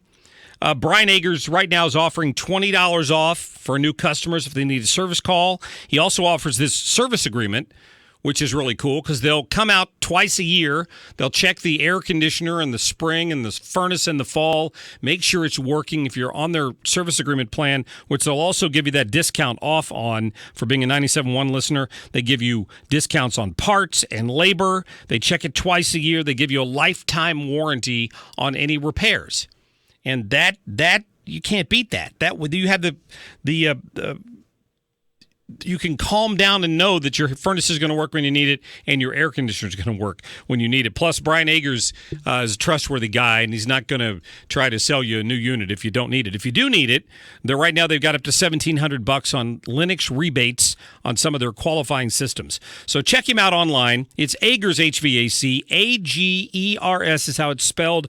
Go to their website at callagers.com. Mark Cox here. Join Thomas Helbig and the team at Retirement Advisory Group for a new monthly series of Lunch and Learn workshops. You'll get the chance to gain valuable knowledge on new financial topics each month. Call 314-993-9494 now to reserve your seats. Here's Thomas for more. Thanks, Mark. We're excited to introduce a new Lunch and Learn workshop every third Thursday of the month. This is a 1-hour informal question and answer type setting which will discuss different financial topics throughout the year. Starting Thursday, May 18th at 11 a.m., the topic will be the 3 institutions of investing. Seats are limited, so call now at 314-993-9494. Lunch will be provided, and it will be a great learning opportunity. Call now at 314-993-9494 or visit us online at retirementkey.com. Don't miss out on these great educational workshops. Join the official financial advisor of my show, Thomas Helbig, and his team Thursday, May 18th at 11 in their office for the Lunch and Learn series. For more information and to get registered, call 314-993-9494, 314-993-9494. If you've been contacted by the IRS or Missouri Department of Revenue for an audit or a past due tax debt, you may need the services of a tax attorney that can resolve your tax issues. Hi, I'm Lance Drury, a local tax attorney with over 30 years of experience, and I've helped hundreds resolve their IRS issues. Contact me at the law firm of Lance Drury right here in St. Louis. Your first visit is free and confidential, and we'll meet in person and work on a strategy to protect you and ensure a fair compromise. I know your rights, I know the law, and I get results. So if you've missed tax filings or if you've been accused of tax evasion, tax fraud, facing IRS, wage levies, bank levies, or tax liens, act now. Call me, tax resolution attorney Lance Drury, at 314-238-7360 or go to Lance, DRURYlaw.com. That's Lance, DRURYlaw.com. The choice of a lawyer is an important decision and should not be based solely upon advertisements. It's been said that home is where the heart is. To Lakeside Exteriors, home is more than a place to lay your head. It's a place to dream. And we are driven to protect that dream we started years ago. Lakeside Exteriors alone has done James Hardy siding on more than 2,000 St. Louis homes. Homes that stand up against time, wind and rain, and heat and snow. At Lakeside, we believe in protecting the place we call home. Let Lakeside protect your home. Give us a call at 636-978-5000 or visit us online at lakesideexteriors.com. You're seeing it on social media? Real estate agents are yelling it from practically every rooftop. And it's true. Buyers can't find homes. And if you're a seller, that's great news for you. Home inventory right now is extremely low. I'm Christina Straight, and I'm the owner of Straight Realty. And I'll get your home listed on the MLS for only 4%. Listing for 4% doesn't make you cheap. It just makes you smart. Why pay more than 4? Call 314-441-4444. 441-4444. Kick off the summer with Live Nation's $20 ticket promotion now through May 9th. Get tickets to great shows at the Hollywood Casino Amphitheater for just $20 with no additional fees while supplies last. Check out the list of select shows and register to win at 971talk.com.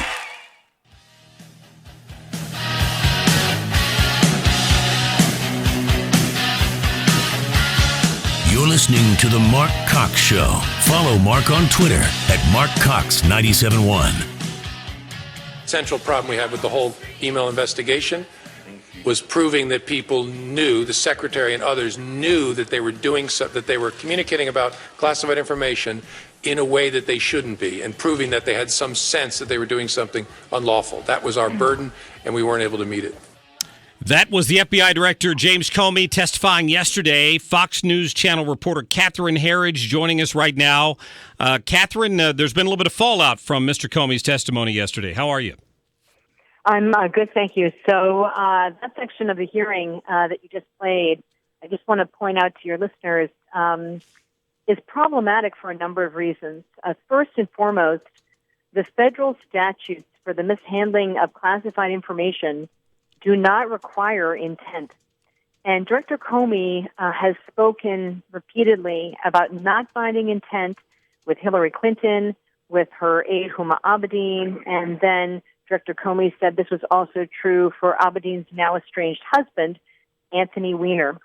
But I've been going through other court filings from previous cases, and what I see is that the government typically proves intent by showing the individual signed a document saying they understood they would be receiving classified information and that there were certain requirements for handling that information. So they had knowledge, and then they went against what they'd agreed to with the government, and that's intent. So it's a long-winded way of saying that this is further evidence that the FBI director really applied a different standard to the Clinton email probe and not a standard that we've seen in other cases. I heard one of the senators asking yesterday, may have been Lindsey Graham, regarding Huma Abedin and Anthony Weiner, and if this isn't against the law, it should be. I heard him say that we don't have a Weiner law, but it is against the law. But why? But the investigation is over. They're not pursuing it at all, and that I think that's frustrating for a lot of us. Well, if the idea is that what sets our country apart is that we are a nation of laws and that there are no special rules for special people, what that probe showed that, in fact, that is not the case here, that there were special rules for them in terms of whether they had to find intent. This was something I understand, which was sort of imposed on investigators by the FBI director. And the second element is that the FBI director, and I don't think that he did this with malice, but he took on the role of prosecutor, which is a job that he's had in the past, and said, if I was a prosecutor, is this a case I would bring? But the problem is he is now the FBI director, and he's in charge of investigations, and his job is to present the findings of the investigation for the Justice Department to ultimately make that decision. And Comey argued yesterday before Congress that he felt he had to step up and kind of be like the white knight and make the decision because he felt Loretta Lynch had compromised herself in that meeting with Bill Clinton in Arizona at the airport on the tarmac. And we're getting more information that there is some kind of email or document that had been obtained by Russian hackers that indicated that at least the Democrats felt Lynch was in a position and was willing to block any kind of criminal charges against then-candidate Clinton. So the remaining investigation that Mr. Comey wouldn't talk about regards the Russians. And some people accused him of having a little bit of a double standard of being willing to talk about one open investigation, but not another one. Mm-hmm. Well, the Democrats really joined the chorus with Mrs. Clinton, saying they felt Director Comey's decision to reopen the email case 11 days before the election was a primary factor that caused her to lose. And they argued that he spoke publicly about the closure of the Clinton email case and then the reopening, yet he never offered any confirmation publicly that there was an ongoing counterintelligence investigation into allegations that there were inappropriate contacts between members of the Trump team and Russian operatives. And they said this was an unfair advantage for candidate Trump and really detrimental to the Democratic candidate. And I think the moment that really summed up the exasperation came from the Senate chairman of the Judiciary Committee, Chuck Grassley, who is not someone to lose his temper in a public setting. And he was asking the FBI director, why is it that it seems people who file Freedom of Information Act lawsuits are getting more information than our congressional committee? And Director Comey said, well, I can't, I don't really have an answer for that, or I can't justify it, or something to that effect. And the senator said something like, good God, like sort of in exasperation. And the Russia case is an ongoing case, and the FBI director is sort of, he's sort of sticking to what we typically see, which is that they don't discuss details or confirm or deny the existence of these investigations. But if I had one final idea for your listeners, I think you want to be paying attention in the coming weeks to a final report from the Inspector General at the Justice Department. It's into the handling of the Clinton email case by the FBI director and the former Attorney General and others. And I really felt the testimony yesterday was a way for the director to try and get out in front of that report, which most people expect will be extremely negative for him and for Loretta Lynch, and try and tell his side of the story that he was boxed in by his boss, and he was trying to do what he thought was in the best interest of the department and of the Bureau. Very good. Catherine Herridge, I know you got a busy day. Thanks so much for your time. Yeah, thanks for having me. Absolutely. Catherine Herridge with the Fox News Channel. Wow. She does a great job, number one. She confirmed what I said here yesterday and what I've heard so often from, I had, when I was in my previous profession, I had some clients that worked at Boeing, and I've talked to other people who've worked for the National Imagery and Mapping Agency, they call it NGA now, the Geospatial Agency, and they've all told me the exact same thing. And listen, dude, we get these briefings once a year. Intent has nothing to do with it. It doesn't matter whether you intended to email that classified document to your wife or not. You're in trouble the minute it leaves this system. Intent doesn't matter. And over and over and over again yesterday, Comey went back to the issue of intent. And I was as frustrated by that. I expressed it yesterday. And to hear, someone of Catherine Herridge's status, one of these reporters on Capitol Hill, reading you the actual federal statute that says intent is irrelevant. It doesn't matter. You either violated the law or you didn't. And it seems obvious here that several people violated the letter of the law when it came to what happened. And it's just, listen to this interaction between one of the senators yesterday and James Comey on the Weiner portion of the investigation. Was there classified information on former Congressman Weiner's computer? Yes. Who sent it to him?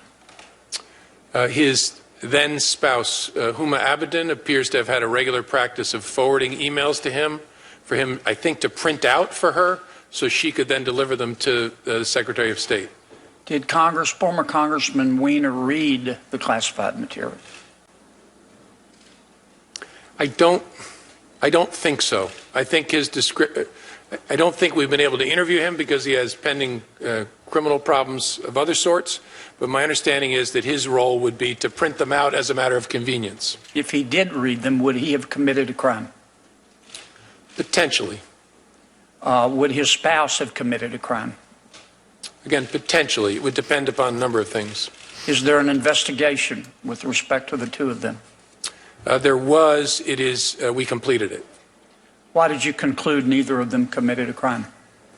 Because with respect to Ms. Abedin in particular, we didn't have any indication that she had a sense that what she was doing was in violation of the law. It's just unbelievable. I expressed my frustration with it yesterday. I'm always happy when I go home at night and I turn on the TV and somebody I respect like Sean Hannity has pretty much the same reaction. We didn't have any indication that she had a sense that what she was doing was in violation of the law. Couldn't prove any sort of criminal intent. Hello, wait a minute. Why is James Comey only revealing this information now? And we're really supposed to believe that Huma Abedin had no idea that sending classified material to Anthony Weiner's laptop isn't a crime? Aren't we supposed to protect that? Well, how stupid do they think we are? Thank you. Thank you, Sean, for backing me up on that. I appreciate it. All right. Let me get to a quick break here at 314-969-9797, 866-455-9797. It begs the question, why would, if she worked at the State Department, why would she need to email something home to get it printed unless she knew she wasn't allowed to print it there, a classified document, and carry it out of the building? Seriously. It just seems as plain as the nose on my face, but clearly not the nose on Jim Comey's face. We're going to talk about Missouri teacher pensions as well coming up. You're listening to The Mark Cox Show.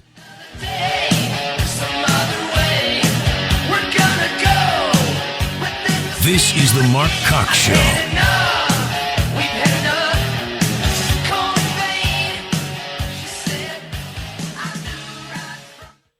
Air Comfort Service Heating and Cooling. Weather with Dave Murray.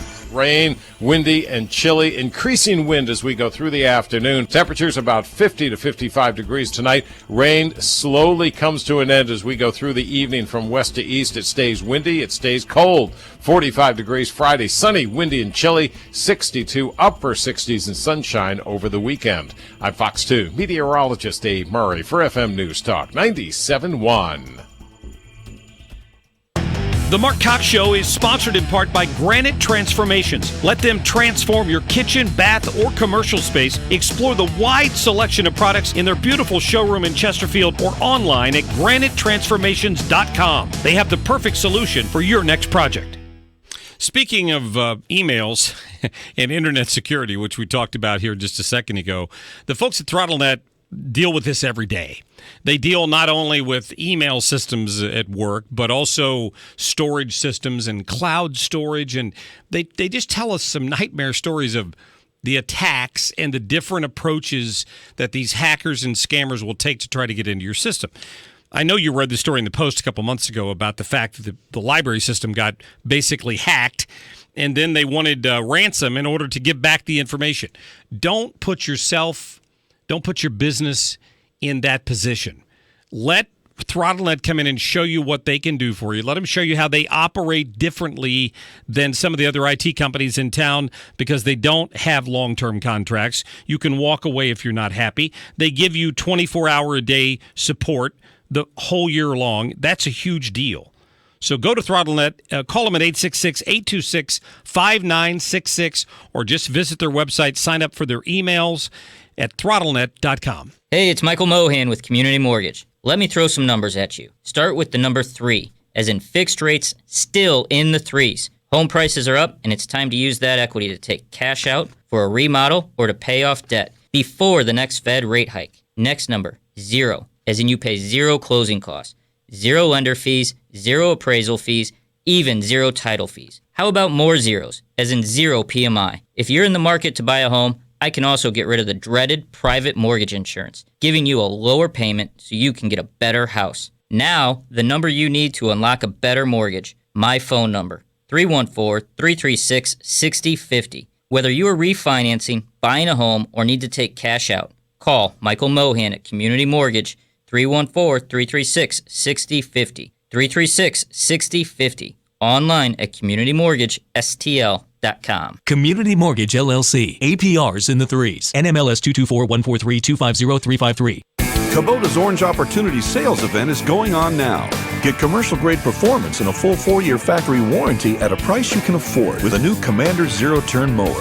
Now get special promotional pricing of $38.99 with 0 down and 0% financing for up to 48 months. Now through May 31st, 2017. Call toll-free 1-800-794-4992 for details about cost and terms. For complete warranty details, see Kubota.com or your authorized Kubota dealer. Visit MissouriKubotaDealers.com or IllinoisKubotaDealers.com. Hey, St. Louis, check out the hottest new brand called Lady Jane's Haircuts for Men. It's in Brentwood on Hanley Road, just south of Highway 40 in front of Menards. Get an unbelievable haircut, hot towel treatment, and hot leather neck shape from our award-winning stylists for just $12. Lady Jane's in Brentwood, it's wicked awesome. Looking for a solution to high real estate fees? Homeowners Alternative will list your home for as little as 1%. That's right, 1%. Take advantage of this outstanding seller's market. HomeownersAlternative.com. Common sense real estate fees. Hey, would you buy a house without looking inside? Well, of course not. Well, shouldn't you be just as diligent when choosing a financial advisor? Hey, it's Sean Hannity here, and just as a house is more than 4 walls, well, a financial advisor is more than just a nice office. Now, what's their background? Do they work in your best interest as a fiduciary? What's their financial specialty? Now, you want to know all these things because the chances are over your lifetime, you're going to trust them with far more than the value of your home because knowledge and experience count for a lot in retirement income planning. Here in St. Louis, you need to know Ken and Lori Heisey and the team at the Heisey Advisory Group. Call them now at 314-328-6000. That's 314-328-6000. Don't be cavalier with your financial assets. Heisey Advisory Group, 314-328-6000. Investment advisory services offered through Global Financial Private Capital, LLC. Securities offered through GF Investment Services, member FINRA SIPC. The Annie Fry Show. Hi, I'm Annie Fry, and I have a new show Saturdays on 97.1. From the Millennial Minute to Rosie the Riveter, I can guarantee you won't hear a show like this anywhere else in St. Louis. I'll even cover Illinois. So listen to the Annie Fry Show Saturdays from 5 to 7 on FM NewsTalk 97.1.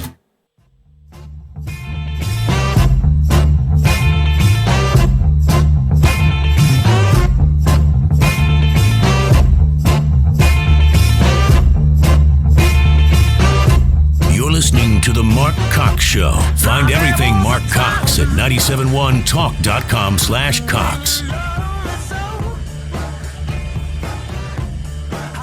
With yes, I am a woman. I'm a mother.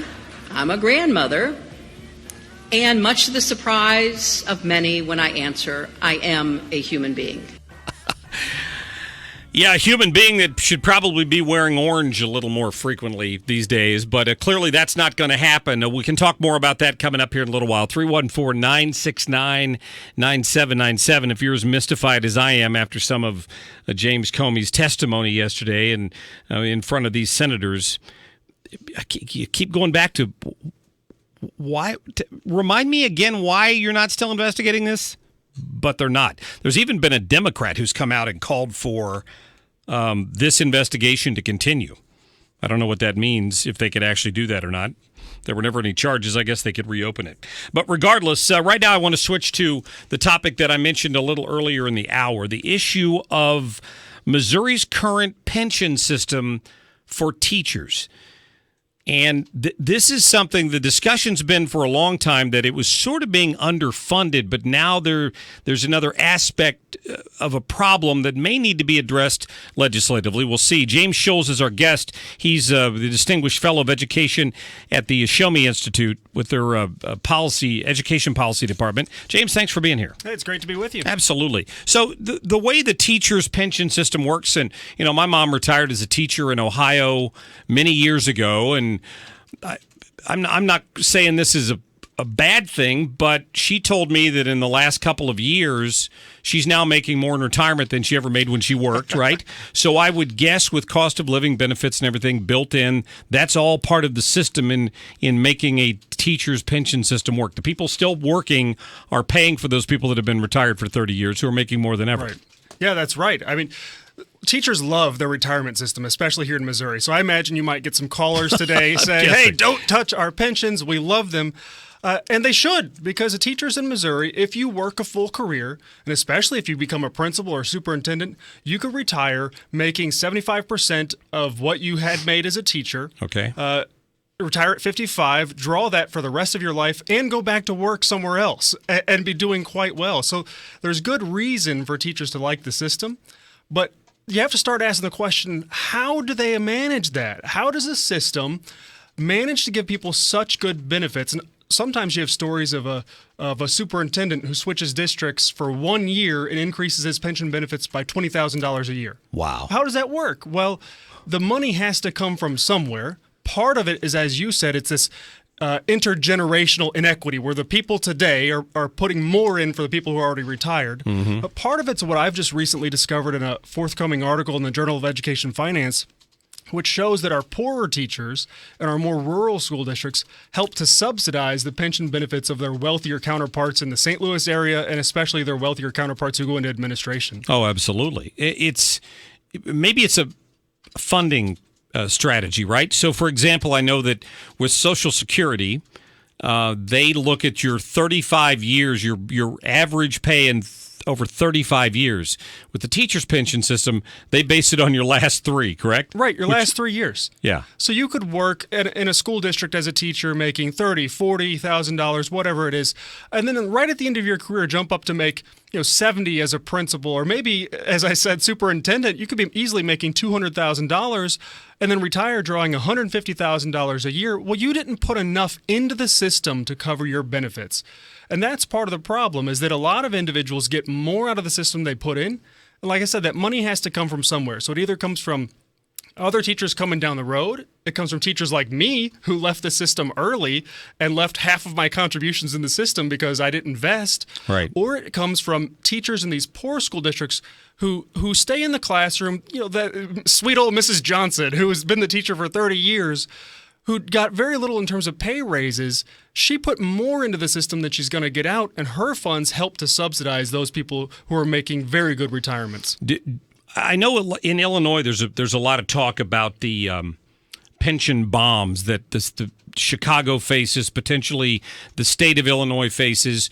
Are we in a situation like that with this pension? I mean, is the pension plan in danger, or are we just in the early warning systems of it? It seems to have worked well for a long time. So we're not nearly in the situation that Illinois is. Illinois is forecasting out. They can see in the future when pension obligations are going to surpass funding for K-12 public schools. Wow. And it's in the near future. We have some issues. I keep saying Senator, it's State Treasurer Eric Schmidt has said our pensions are the number one threat to our AAA credit rating. So we have some warnings, but our systems are better funded than other places. Our main teacher system is about 80% funded based on the calculations they use.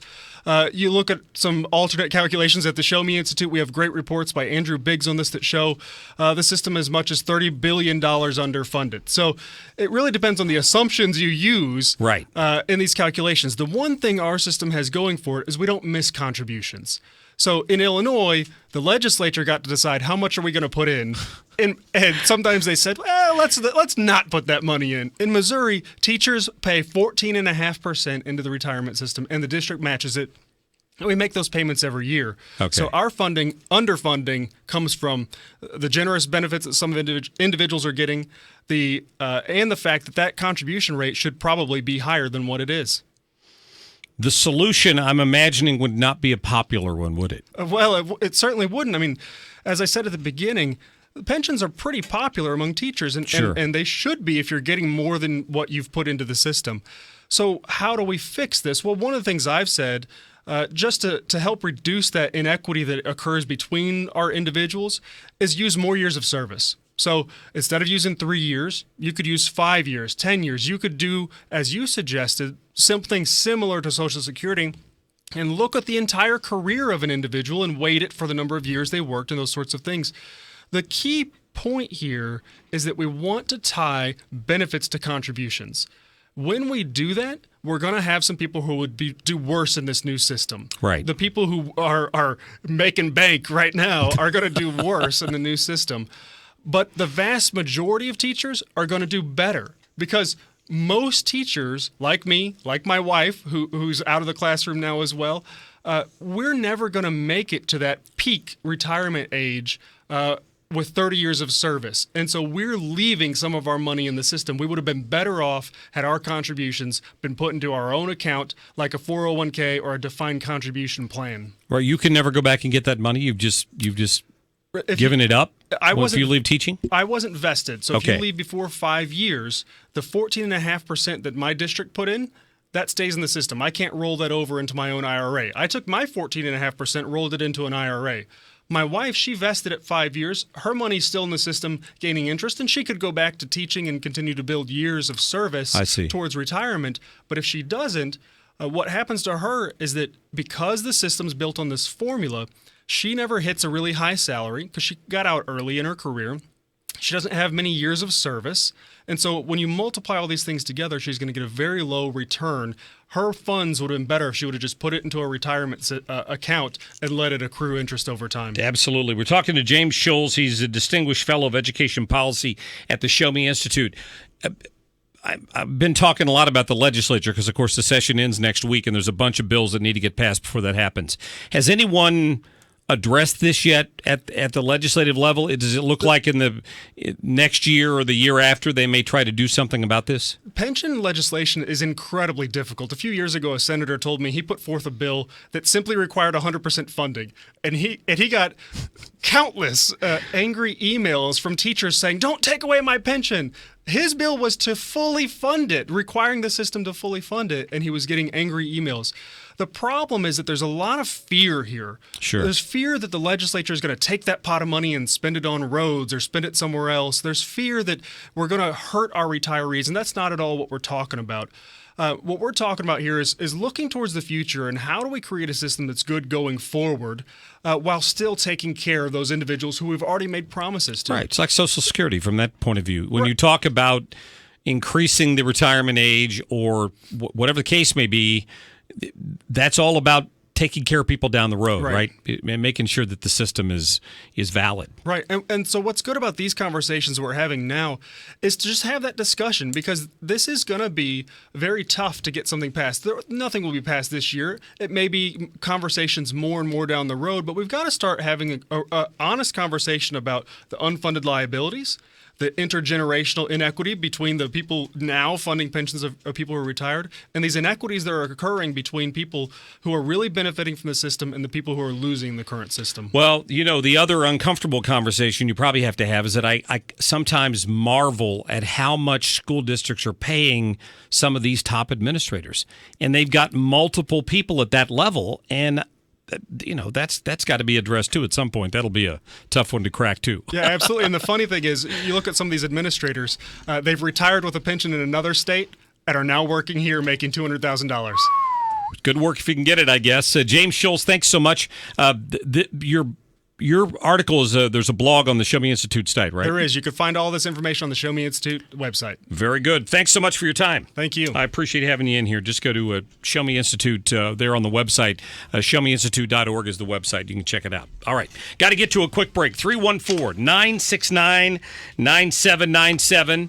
The one and only, the man, the myth, the legend, Jimmy Carafano from the Heritage Foundation is going to join us coming up in the next hour. He's got an appearance tonight with the other man, myth, legend, Jamie Allman. We'll talk about it in North Korea and some other international issues with Jim, because that is his bailiwick right there. 314-969-9797. We're back in just a minute.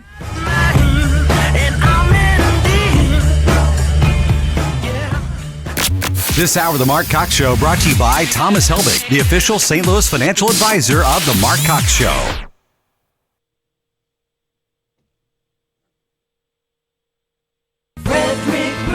Wherever you live, from Berkeley to Belleville to Richmond Heights to Melville, Glendale to Shrewsbury, the Central West End, Sunset Hills to Soulard, the one you know, Frederick Roofing, wherever you go. For a hole in your roof, for a whole new roof, Frederick Roofing. 314-645-2000. Aren't you tired of hearing ads that say they're the best, they're the experts, blah, blah, blah, just one unsubstantiated claim after another? Well, here are two substantiated claims that actually mean something if you need roof repair or a new roof. With a family-owned business tradition of over 80 years and 80,000 satisfied customers, you can depend on Frederick Roofing, residential or commercial. For a hole in your roof or a whole new roof, Frederick Roofing. Frederick Roofing, 645-2000. If you've never heard of the Father's Support Center, you need to, because this is a great place. It's a very successful nonprofit. They've been at this for a couple of decades, and it's a place for men to become better dads, men that have faced challenges of some sort, and now they're learning the skills to be a part of their family again. So it doesn't just help the dads, it helps the kids, it helps the moms, it helps all of it. They do really great work. They've graduated some 14,000 men in the last 20 years. This year, they're going to recognize a St. Louis Father of the Year, to recognize the accomplishments of some of these folks that have fought back. You have a chance to vote on that. They've got their bios and their stories and what they've had to go through to graduate from this program. You can go to the website, read those bios, and then cast your vote for the St. Louis Father of the Year for 2017. Go to their website for the Father's Support Center here in St. Louis, and that is fathersupportcenter.org. Every day, skeptical men suffering from erectile dysfunction come into the St. Louis Men's Clinic wondering if we can solve their problem. After all, you have tried pills, pumps, and lotions, all with little to no positive results. At the St. Louis Men's Clinic, we are successful 95% of the time. Why? Because our licensed physicians are experts at solving your ED. It's what we do, all day, every day, solving your ED. See the results for yourself right in our office. The doctor's visit, testos, testosterone, and PSA test is only $199. Look, if you don't get results from the test dose in our office, you owe us nothing for the office visit. So you have nothing to lose and everything to gain. Call us now and move from skeptic to believer and ask about our new revolutionary Priapus shot. Appointments fill fast. Call 314-828-2600. That's 314-828-2600. Call 314-828-2600. KFTK FM Florissant, KFTK AM East St. Louis, K254CR St. Louis. Powered by Window World. FM News Talk 97.1. FM News Talk 97.1. Younger, smarter, better. This is a Fox News alert. I'm Lisa Brady. A wild scene on Capitol Hill as a bill to replace Obamacare is passed.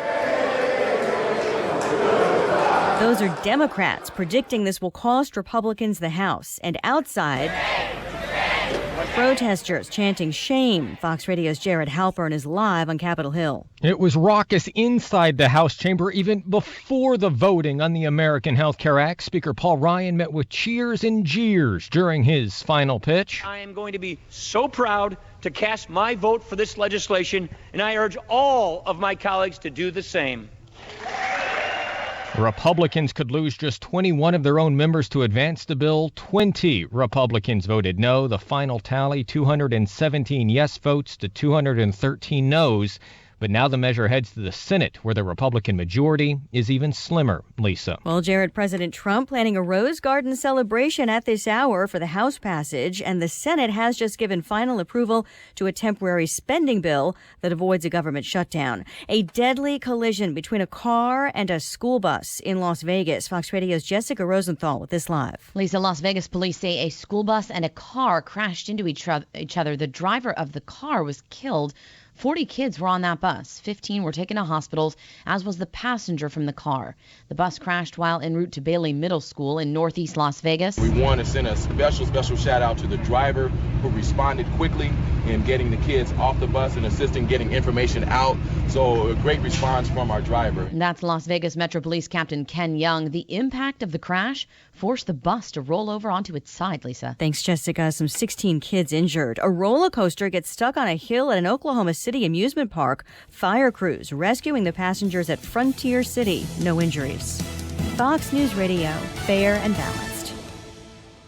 When you're hiring for a growing business, you don't need lots of candidates. You need the right candidates. You need Indeed.com. With an algorithm that positions your job post where quality candidates are and screener questions that help you zero in on the best talent. Indeed.com, the site proven through an independent study to deliver 5 times more hires than any other.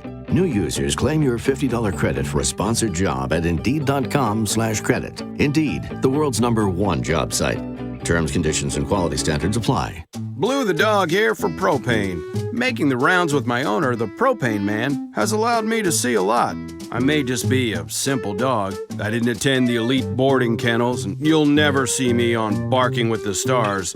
But I do know that propane is the smart fuel that lets millions of Americans live where they want and how they want. It's clean, reliable, and powers modern appliances from tankless water heaters to high-efficiency furnaces. Learn more at proudlypropane.com. 97.1 News Time, 2:03. It's 51 degrees. Good afternoon. I'm Kelly Webb in for Jason Church. The city of St. Louis's minimum wage rises to $10 tomorrow. According to a news release, the circuit court lifted the injunction today that previously blocked the ordinance from becoming law. Ameren, Missouri donates $25,000 to the Red Cross of Eastern Missouri to help with flood relief efforts. Ameren is also reminding customers to be extremely careful when dealing with electric in the events of flooding in or around your home or business. And be sure to call them to have service turned off when floodwaters are likely to reach service equipment. MoDOT expects to reopen the westbound lanes of 44 before this evening's rush hour. The westbound exit of 44 at Soccer Park and 141 will remain closed, however. MoDOT says to expect the eastbound lanes to stay closed for some time. This report is brought to you by Community Mortgage, lending with extraordinary service. Call Michael Mohan at 314-336-6000 or visit communitymortgagestl.com. With Hum by Verizon, you can get expert advice from a certified mechanic the same way you turn on the AC, with the push of a button. With the mechanic's hotline, vehicle diagnostics, and more, Hum is the technology that connects you to your car. Learn more at hum.com. Going to the dentist doesn't have to be such a pain. Hi, I'm general dentist Pete Spolito with West County Dental. For over 13 years, my team and I have been building a strong foundation of trust within our community by treating all of our patients like family. Our ultimate goal is to help you achieve optimal dental and overall health using state-of-the-art equipment like laser and 3D imaging, modern techniques, and a high standard of care. With options like same-day crowns, emergency appointments, dental implants, Invisalign, and root canals, rest assured all your dental needs can be met right here in my office. We also offer soothing sedation for those with a higher level of fear. From start to finish, we want to make every moment of your visit as peaceful, painless, and stress-free as possible so you feel right at home. West County Dental is centrally located. Call today and take advantage of their new patient general or periodontal cleaning special. Learn more at 314-561-9442. That's 314-561-9442. Or visit dentistrystressfree.com. You probably take your windows for granted in your house until they either stop working or they don't function the way they're supposed to. Nobody goes out wanting to shop for windows, I don't think. You go when you have to. You reach a point as a homeowner when you know that you've either got broken seals in your windows or it's just time to put something in that's more energy efficient. The folks at Window World know the drill. They're happy to come to your house to look at the windows you need to have replaced, or if you need to have them all replaced. They are the home of the original $189 window. They can show that to you. They have simple upgrade plan if you want something that's a step or two up from that, but those windows are great quality, double strength glass. They're durable.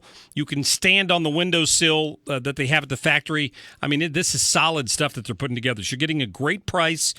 That's why they call it simply the best for less. They're now offering 15 months, same as cash financing with approved credit. So give them a call, 314-993-1800, or just go out to their website at windowworldstl.com. Mark Cox here. Join Thomas Helbig and the team at Retirement Advisory Group for a new monthly series of Lunch and Learn workshops. You'll get the chance to gain valuable knowledge on new financial topics each month. Call 314-993-9494 now to reserve your seats. Here's Thomas for more. Thanks, Mark. We are excited to introduce a new Lunch and Learn workshop every third Thursday of the month. This is a 1-hour informal question and answer type setting which will discuss different financial topics throughout the year. Starting Thursday, May 18th at 11 a.m., the topic will be the 3 institutions of investing. Seats are limited, so call now at 314-993-9494. Lunch will be provided and it will be a great learning opportunity. Call now at 314-993-9494 or visit us online at retirementkey.com. Don't miss out on these great educational workshops. Join the official financial advisor of my show, Thomas Helbig, and his team Thursday, May 18th at 11 in their office for the Lunch and Learn series. For more information and to get registered, call 314-993-9494, 314-993-9494.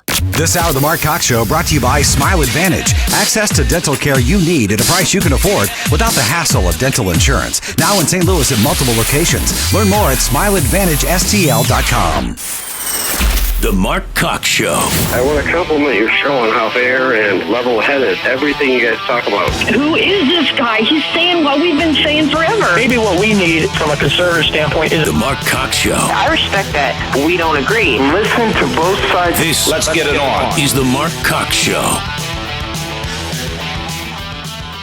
We share that concern for the Kimmel's child as well as any child that needs care. And that's frankly why the president fought so hard to improve the bill like he did this morning, to make sure that there was that extra layer of protection for anybody with a pre-existing condition, no matter their stage in life. Well, there's Sean Spicer talking about the fact that indeed pre-existing conditions are in the health care bill that passed within the last half hour or so from the House. And there was some celebration going on at the White House. It appears the president is going to hold a Rose Garden news conference here shortly to celebrate the passing of the bill, although it may be a little premature. It's going to have to go to the Senate, and they have to reconcile this whole thing. And I don't know how that's going to go, because I think that Rand Paul and Ted Cruz and a few other folks have a few different ideas. We'll see if they can find a common ground there. So that's coming up. Stick around for that. We'll keep you updated on that as we go through the day here. You know what I forgot to do last hour? I forgot to give those tickets away. Oh. You didn't remind me. This hour, I promise, we got a couple of tickets we're going to give away. Every day this week, it's been a little different. And Foreigner and Cheap Trick, and Jason Bonham's Led Zeppelin Experience. So later this hour, I promise, we will give away a pair of tickets to that coming up here shortly. So right now I want to introduce our guest. Thrilled to have them here because the folks from Heritage are such good friends of the program and the station in general, and they provide us with the folks all the time who are a whole lot smarter than us, who can speak on things like James Carafano, who's here to appear with Jamie Allman and Jim Talent tonight. They're going to be out at the golf course clubhouse at Forest Park, the Norm Probstein Golf Course Clubhouse at 7:30 tonight. And I think you gave me the thumbs up a minute ago, Kelly, that people can still show up for this? Yes, they can. There are tickets available. Come on out. And I am giddy because I have talked to Mr. Carafano so many times, and I'm so tickled. You've never met him in person. No. That's great. Kelly's Bigger than having a life, I'm fangirl telling you. moment. Jim, how are you? There you go. So, I learned something every time I come out here. I had no idea that Sean Spicer had pre-existing conditions. But that actually explains a lot. You said you went to the White House Correspondents' Dinner. I'm sure they discussed his pre-existing conditions, didn't they? I did go to the White House Correspondents' Dinner, and it was kind of a surreal experience. There's all these guys kind of trumpeting. So I love this part about it because, Bob Woodward, who's a legend, right? Woodward and Bernstein brother. Mm-hmm. And Woodward got up and he says, we're important and everything else. He goes, but let's be honest. He's kind of pausing. He says, the credibility of the press is at an all-time low. And then they just kind of went on with things like... They just kind of moved on? Dudes, isn't that like a problem for you guys? Like we're celebrating how wonderful we are and we're the champions of freedom and we're not fake and, we're everything's real and nobody believes us. And apparently that's not a problem. That's not a problem. They don't perceive that as a showstopper. Apparently that's not. For sure. For those of you who haven't listened to the show long or you're not familiar with Jim, he heads up part of their National Security and Foreign Policy Institute at the Heritage Foundation, and that's why we always get him on when it's time to talk about issues like North Korea or whatever we've got going on around the world. So we're thrilled to have you in here. I guess first of all, we should talk about the elephant in the room. There's some changes at Heritage, right? Yeah. So Jim DeMint, who's our president for several years, left last week. One of the things I love about Heritage is always willing to take risks, and that's what's kept them on the cutting edge. So when Ed Fulner, who was the president forever, decades, retired, they did this job search, and then they did something very unconventional where they brought in essentially a professional politician to lead the foundation, and the board voted for him unanimously, and kudos to them to do that. And in a lot of ways, Jim was terrific. He is a great leader of the conservative movement. He is a tremendous individual. He is kind and generous, and he did a lot of great things, including was super influential in us trying to help this administration get up and running, and that was great. But the challenge is Heritage is more than just a think tank. We have the Daily Signal, which is our own media outlet. So it's like running a corporate enterprise, and that's a big part of the job. And the board has to think about not just 5 years, in which Jim was very successful, but you have to sustain that 10, 15 years down the road. So I think their notion is they need leadership that has kind of good corporate management thing. So I don't think it's much about Jim as it's, the board has a responsibility to figure out how to retain the place for the next year, the next decade or so. But what I can tell you is everything in the press that you've read about this is just absolute and complete utter bunk. I mean, half of it doesn't make sense. One guy writes an article says, well, Jim DeMint was too close to Trump, and then other guys say, no, Jim DeMint was dissing Trump. And then my favorite one was the rhinos, on the board tossed him out, which is nuts. I know this board. And they're just great, great conservatives. And then people said, well, the research was too politicized. Look, I've been in charge of our foreign policy research for like 15 years, right? It's this, it's research we did before Jim got there, while he was there, and after he left. And if anything, actually, the quality of our research has only gotten better. We'll talk about North Korea. My North Korea analyst has been studying North Korea for 30 years. He was a professional intelligence analyst in the Defense Intelligence Agency and the CIA. Retired, he came to Heritage. He's been there for 10 years. He has met more North Korean officials than any U.S. official in the U.S. government. Everybody in South Korea has his name, on their Rolodex. Right. I mean, this guy knows more about this issue than anything else. He's the guy the White House calls when they want to know what the real deal is, and that's the kind of analytical staff that we have. So it's never about the research. So proud of what Jim did. I'm proud of Heritage going forward, and I'm proud of everybody. It's a family. Jim's always part of that family. It's about keeping the country free, safe, and prosperous, right? And we're all going to stay committed to that. Well, we appreciate having access to some of the minds you've collected there at Heritage. Speaking of your mind, Borg, no kidding. Speaking of North Korea, since you brought it up just then, this news just breaking that the House overwhelmingly backed new sanctions on North Korea. I wasn't sure we could put more sanctions on North Korea. There's still something we hadn't thought of, apparently. Look, this gets to the key point, which is, people say North Korea is the most sanctioned country on the planet, which is only true on paper. The reality is there are actually other countries that we actually put our thumb down on more than North Korea. We have more entities sanctioned in Zimbabwe than North Korea. And the reason for that is why it looks so tough on paper, but it often doesn't seem that way in real life, is because if you actually sanctioned all these entities, it would impact on a lot of entities in China. We're talking about banks and other type of economic institutions. And at times, both the Bush and the Obama administration were reluctant to do that because they didn't want to antagonize China. And so what this administration has done is what Trump essentially told the Chinese at Mar-a-Lago is, look, we're going to crank down on these guys. Either you do it or we're going to do it. And if the Chinese don't do it, they're going to lose out because we're going to do it anyway. It is going to affect Chinese things. And it's an important component because maybe they can test a nuclear weapon, maybe they can build a missile, but they cannot sustain an industrial base, and they can't build a strategic force without access to the outside for technology and money and materials and stuff. And you can really crank down on that, and it's important to do that. And I think this administration is committed to doing that, and that's a piece of what's going to keep these guys in a very small box. Yeah, conventional deterrence, nuclear deterrence, missile defense to protect us, protect our allies, and then the sanction thing, that's all part of a rock solid policy. Do you think the Chinese pressure is real? I mean, No. we've seen stories on it, but is it real? No, and it's a problem for China in a couple of ways. One is the Chinese came and they treated Trump with seriousness, which is what you should do. And they said, we're going to do something about this. And, as a deal maker, Trump says, okay, put up or shut up. And in the end, I doubt the Chinese are seriously going to do anything, and certainly not in a sustained way. And that's going to, one is, we're going to do it anyway, and their businesses are still going to be hurt.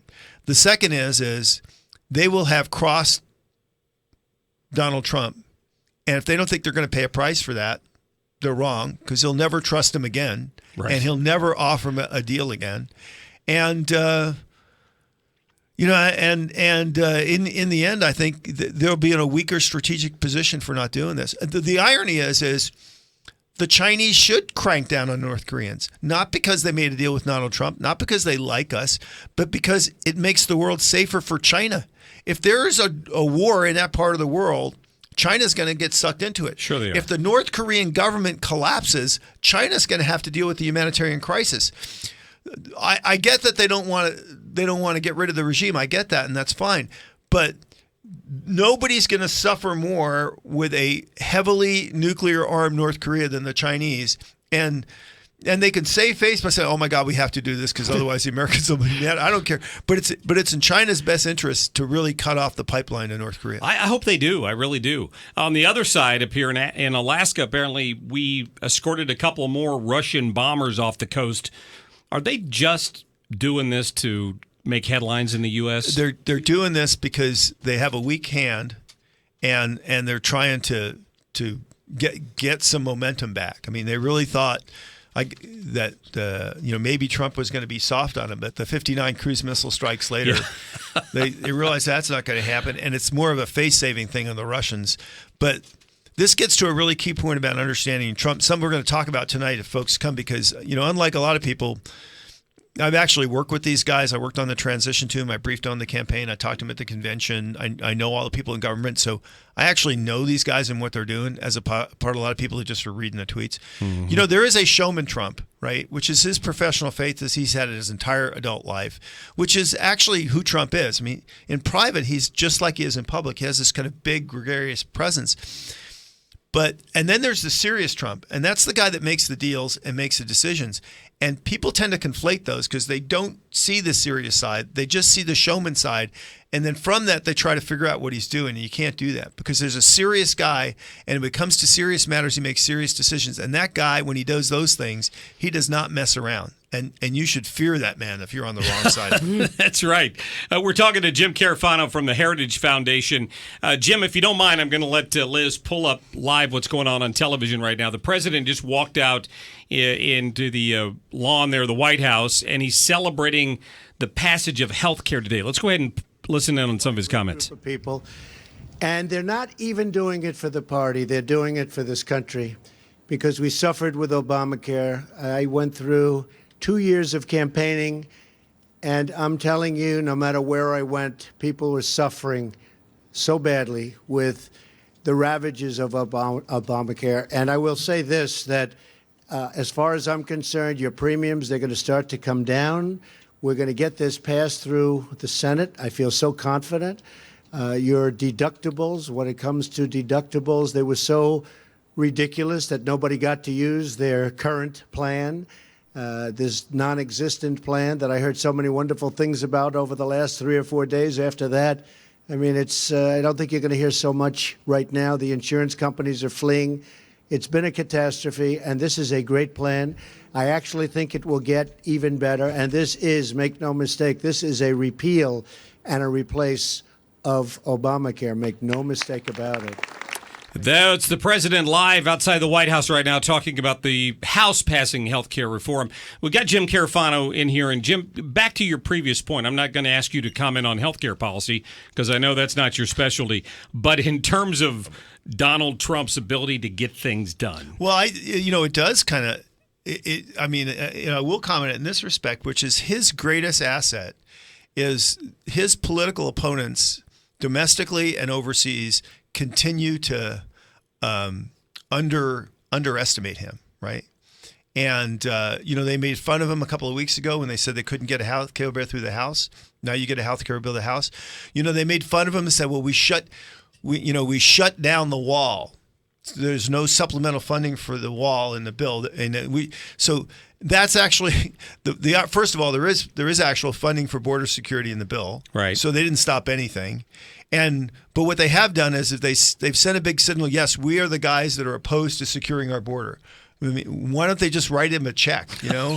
So I think when people underestimate this guy, I think it's his greatest asset. And there's two reasons why I think he will never get rid of this persona that he's had. First of all, it's genuinely him, and the people that support him, I think they recognize that when he talks in this kind of blunt, common way, or that they understand. He's a genuine person. They appreciate that. So why would he ever change? But the other thing is it's kind of like the light that the moth gets drawn to. And when people get drawn to obsessing about his persona and his character, they miss the fact that he's slapping him on the back or elbowing him. He's had this professional demeanor his entire adult life, and he's been successful time after time after time. So. Why are people, so stupid as to think, well, this guy's obviously not capable of being run. I mean, there are people seriously arguing that we're shocked that he's still in office. Sure. No, I've heard it. And I'm sure those will be the same people on year 8 of his presidency who will say, well, we're shocked that he's still in office. Exactly. Hey, Jim Carafano, it's always a pleasure to have you on. Thank you for coming in. Thanks, brother. I appreciate that. The great thing about Heritage is, it's a nonpartisan foundation. So when I talk about these things, it's not because I'm a cheerleader for the president, or I'm actually a political independent, but I don't have a dog in the fight. My job is just to grade what I see before me, and we take that job seriously, which is why we get in there. We talk to these people, we talk to foreign officials and stuff, and we know what's going on. So what I tell you, this guy's actually a pretty formidable character. I don't say that because I'm going to get a Trump button. I say that because people who are opposing him should be fearful, and people who believe in him, I think they have cause to do that. Yep. Well, you have a chance to hear Jim's thoughts on this and many other issues, along with former Senator Jim Talent and, of course, the one and only Jamie Allman. They're all going to be out tonight at 7:30 at the clubhouse for the golf course in Forest Park. Tonight at 7:30. Still tickets available for that, so I hope you can turn out. I'm sure that is going to be a great event. Jim, thank you very much. 314-969-9797. More on the health care bill passage. I'll try to get some of your phone calls. And we'll have our man on the street from Tony Colombo. It's all coming up.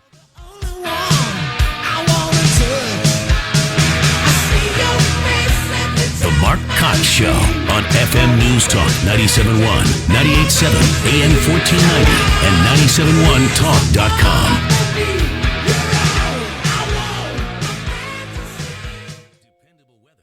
Take control today. Chance of a couple of spotty with Fox 2 meteorologist Dave Murray. Brought to you by Air Comfort Service. Save up to $2,225 in rebates, plus 0% financing for 60 months on a new system. Visit aircomfortservice.com.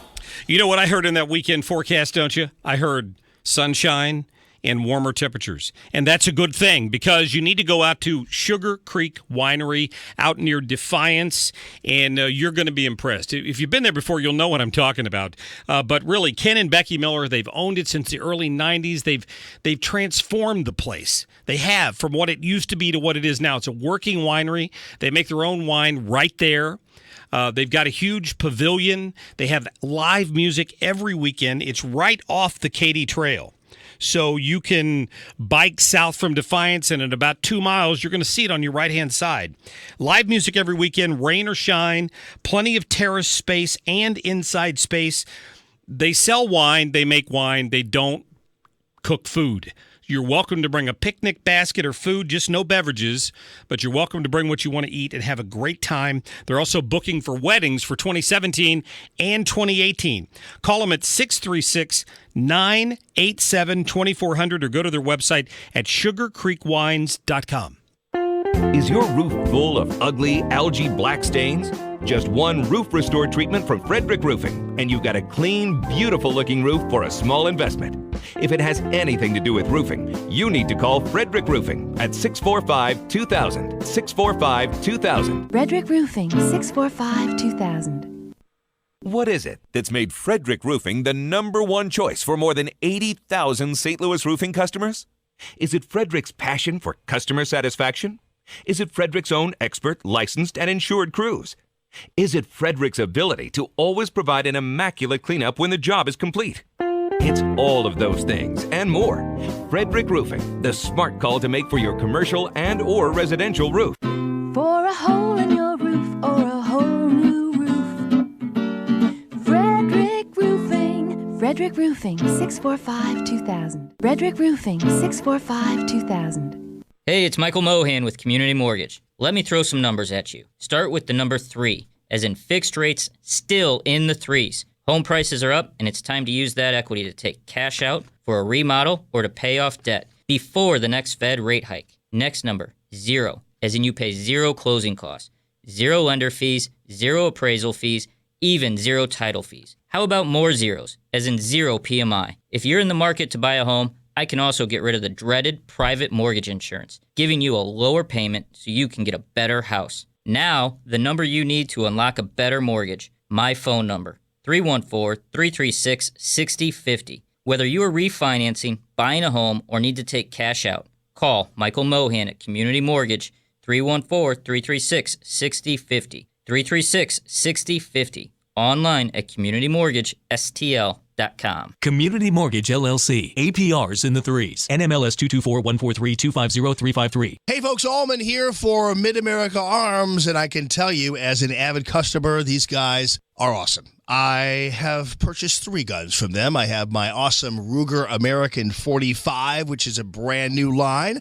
I have my trusty 38, and of course my amazing Kel-Tec Bullpup. It's a 15-round 12-gauge shotgun. I appreciate the quality of their guns. I appreciate the great discounts they have. I appreciate their trade-in policy. I appreciate the fact that their people do not work in any way, shape, or form on commission, so you're getting the straight scoop all the time. MidAmericaArms.com, right there in beautiful Afton on Gravois, MidAmericaArms.com. Take advantage of the Allman Special, the Keep the Peace sale. Peace and quiet, that is. They carry a large selection of sound suppressors from .22 caliber to .300 rifle caliber. Purchase a Silencer Co. suppressor before June 30th and receive a $200 merchandise credit at silencerco.com. Chattanooga. Terrorist attack. Fort Hood. References to Allah. Pulse nightclub in Orlando. It's going to happen again. We don't have to let you into this country. Sean Hannity. Weeknights 7 to 9. Wake the hell up. On FM News Talk 97.1.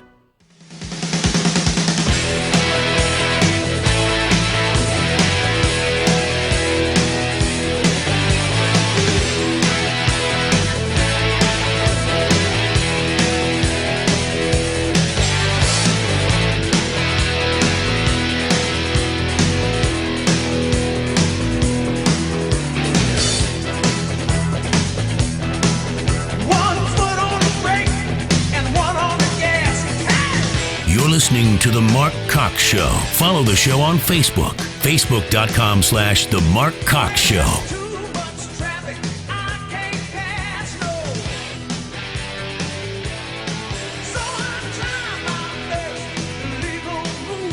This has brought the Republican Party together.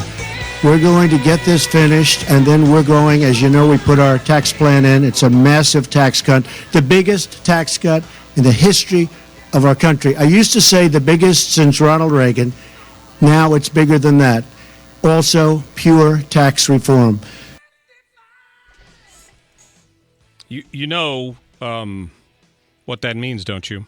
Trump here. This is going to be huge. That's it. That's what it means. This tax reform is going to be huge.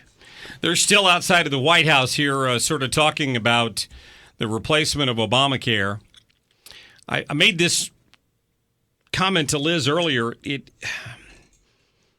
might be a bit of a premature celebration. Now, nobody's jumping around and high-fiving or anything. I think they bust everybody. After the vote, they bust everybody over to the White House, and they all stood in the Rose Garden there, and the president came out and spoke, and now Kevin McCarthy's speaking, and Ryan spoke, which was a good thing. But they've got to get this thing through the Senate. I'm anxious to hear what Ted Cruz and Rand Paul and some of these folks are going to want to do with this thing, because it's going to look different if it comes out the other side, I would say. Wouldn't you? Yes. What's that?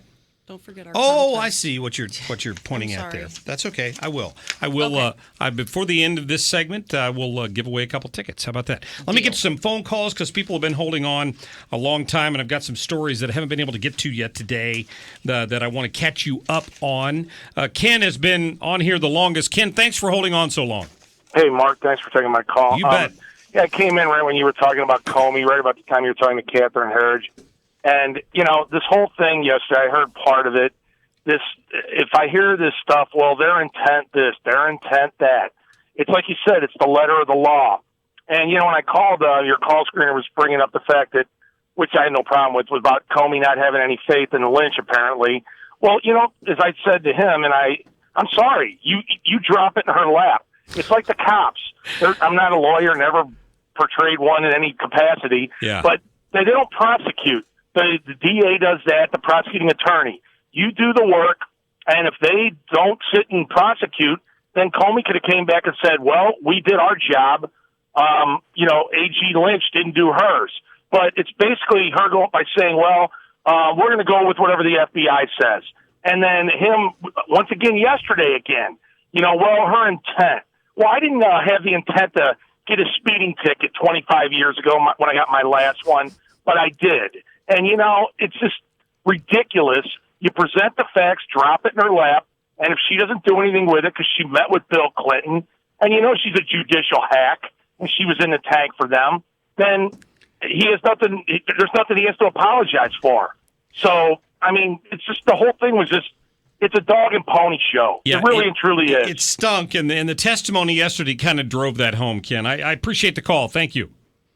Yep, listen to what Comey said right at the end of his dialogue yesterday about Loretta Lynch, and then Sean Hannity responded to it, which I thought was spot on. And then the capper was, and I'm not picking on the Attorney General, Loretta Lynch, who I like very much, but her meeting with President Clinton on that airplane was the capper for me. Oh, the capper for you? Okay, but you won't condemn what Loretta Lynch did and you praise her? Now, that tarmac meeting was a slap in the face to everything the American justice system is supposed to stand for. Thank you, Sean. It's a perfect point. I mean, he was aware of it. It spurred him to action, but even while he was criticizing it, he was praising her. Something doesn't jive here. It just doesn't. It's just not right. Paul, thank you for your phone call. What's on your mind? Hello, Paul? We may have lost Paul. He wanted to talk about how did they not know the law, getting back to Comey saying we couldn't prove intent. It was the same problem with the email situation. This all stems from Hillary Clinton claiming Comey caused her the election. Comey cost her the election by doing this at the last minute. I thought Kellyanne Conway had an interesting take on that yesterday. Even when yesterday, I mean, the lack of self-awareness to me was stunning. The idea that she ignored Wisconsin meant that Wisconsin ended up ignoring her. And the idea that she yet again mentioned, I won the popular vote. You know what the prize is for that? A participation trophy and second place. Very nice. And David Axelrod. I mean, Axelrod is a big lefty. I mean, he worked for Obama, for God's sake. He wasn't cutting Hillary any quarter yesterday on her excuses about misogyny and Jim Comey and the evil Russians that cost her the election. Jim Comey didn't say to the Clinton campaign, don't campaign in Michigan. Jim Comey didn't say, don't go to Wisconsin once after the Democratic convention. And those are states that she lost by very, very narrow margins.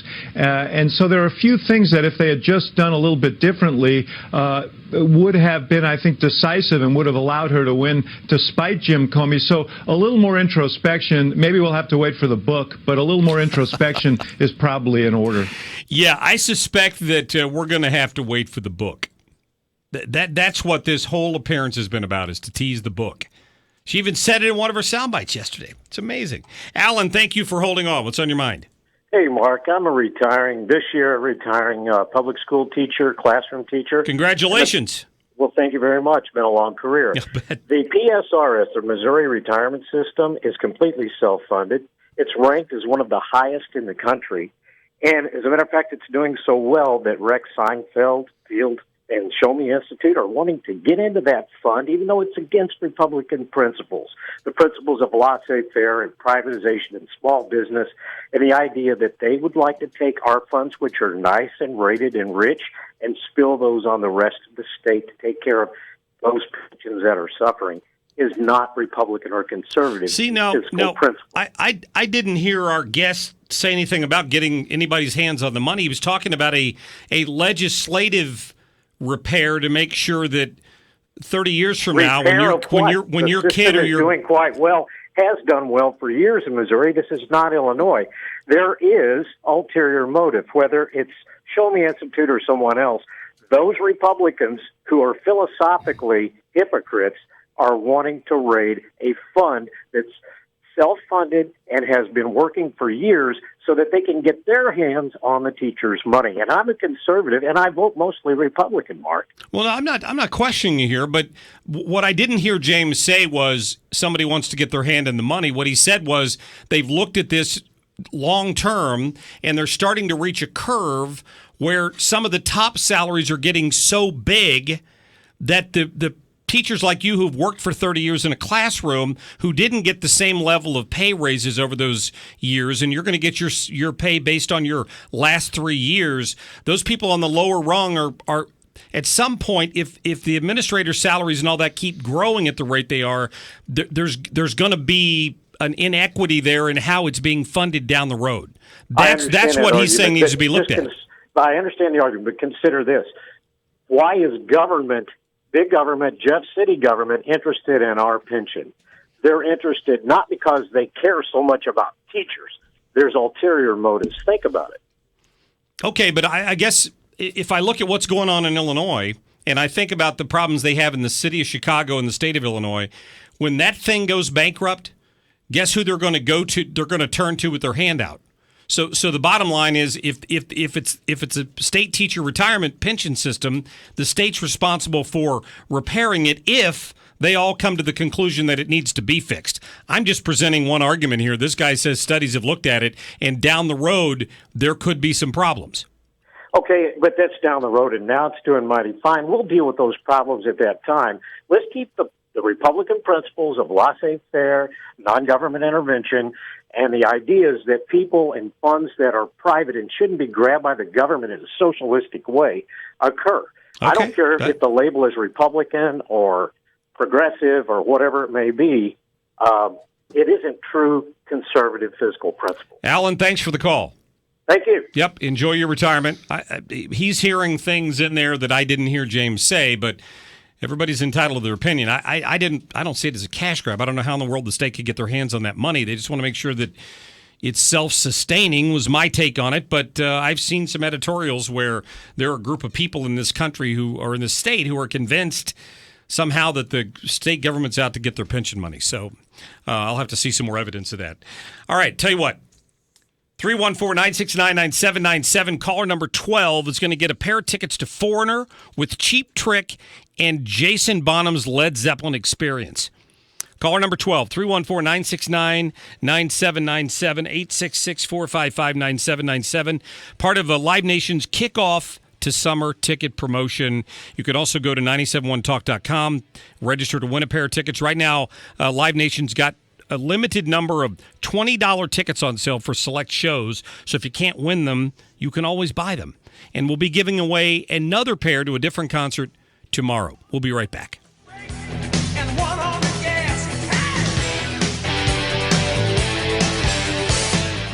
This is the Mark Cox Show.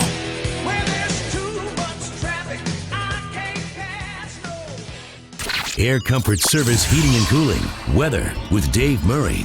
Rain, windy, and chilly. Increasing wind as we go through the afternoon. Temperatures about 50 to 55 degrees tonight. Rain slowly comes to an end as we go through the evening from west to east. It stays windy. It stays cold. 45 degrees Friday. Sunny, windy, and chilly. 62, upper 60s, and sunshine over the weekend. I'm Fox 2 meteorologist Dave Murray for FM News Talk 97.1. The Mark Cox Show is sponsored in part by Granite Transformations. Let them transform your kitchen, bath, or commercial space. Explore the wide selection of products in their beautiful showroom in Chesterfield or online at granitetransformations.com. They have the perfect solution for your next project.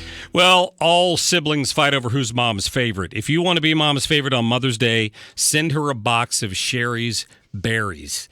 Delicious strawberries with the different kinds of chocolate drizzled on them. They're just outstanding. They always are delivered fresh and on time, or you get your money back. Right now, here's the deal. Sherry's Berries will give you these strawberries starting at $19.99 plus shipping, and we have an exclusive offer for you today. You can double the number of berries for just $10 more, and she'll get a free cake truffle along with it. It's like an extra free gift. You can't beat that. Trust me, these have been to my house. We're fighting over who gets the last couple of strawberries in the box. The only way to get this deal, for $19.99, visit berries.com, BERRIES.com. Click on that microphone in the top right corner. Type in the code, The Mark Cox Show. That's Mark with a C, The Mark Cox Show. And when you click on the mic and type that in, you're going to get the great deal and the great strawberries, and you get to pick the day they're delivered. That's the best, but you pick your delivery date, but you've only got 10 days left.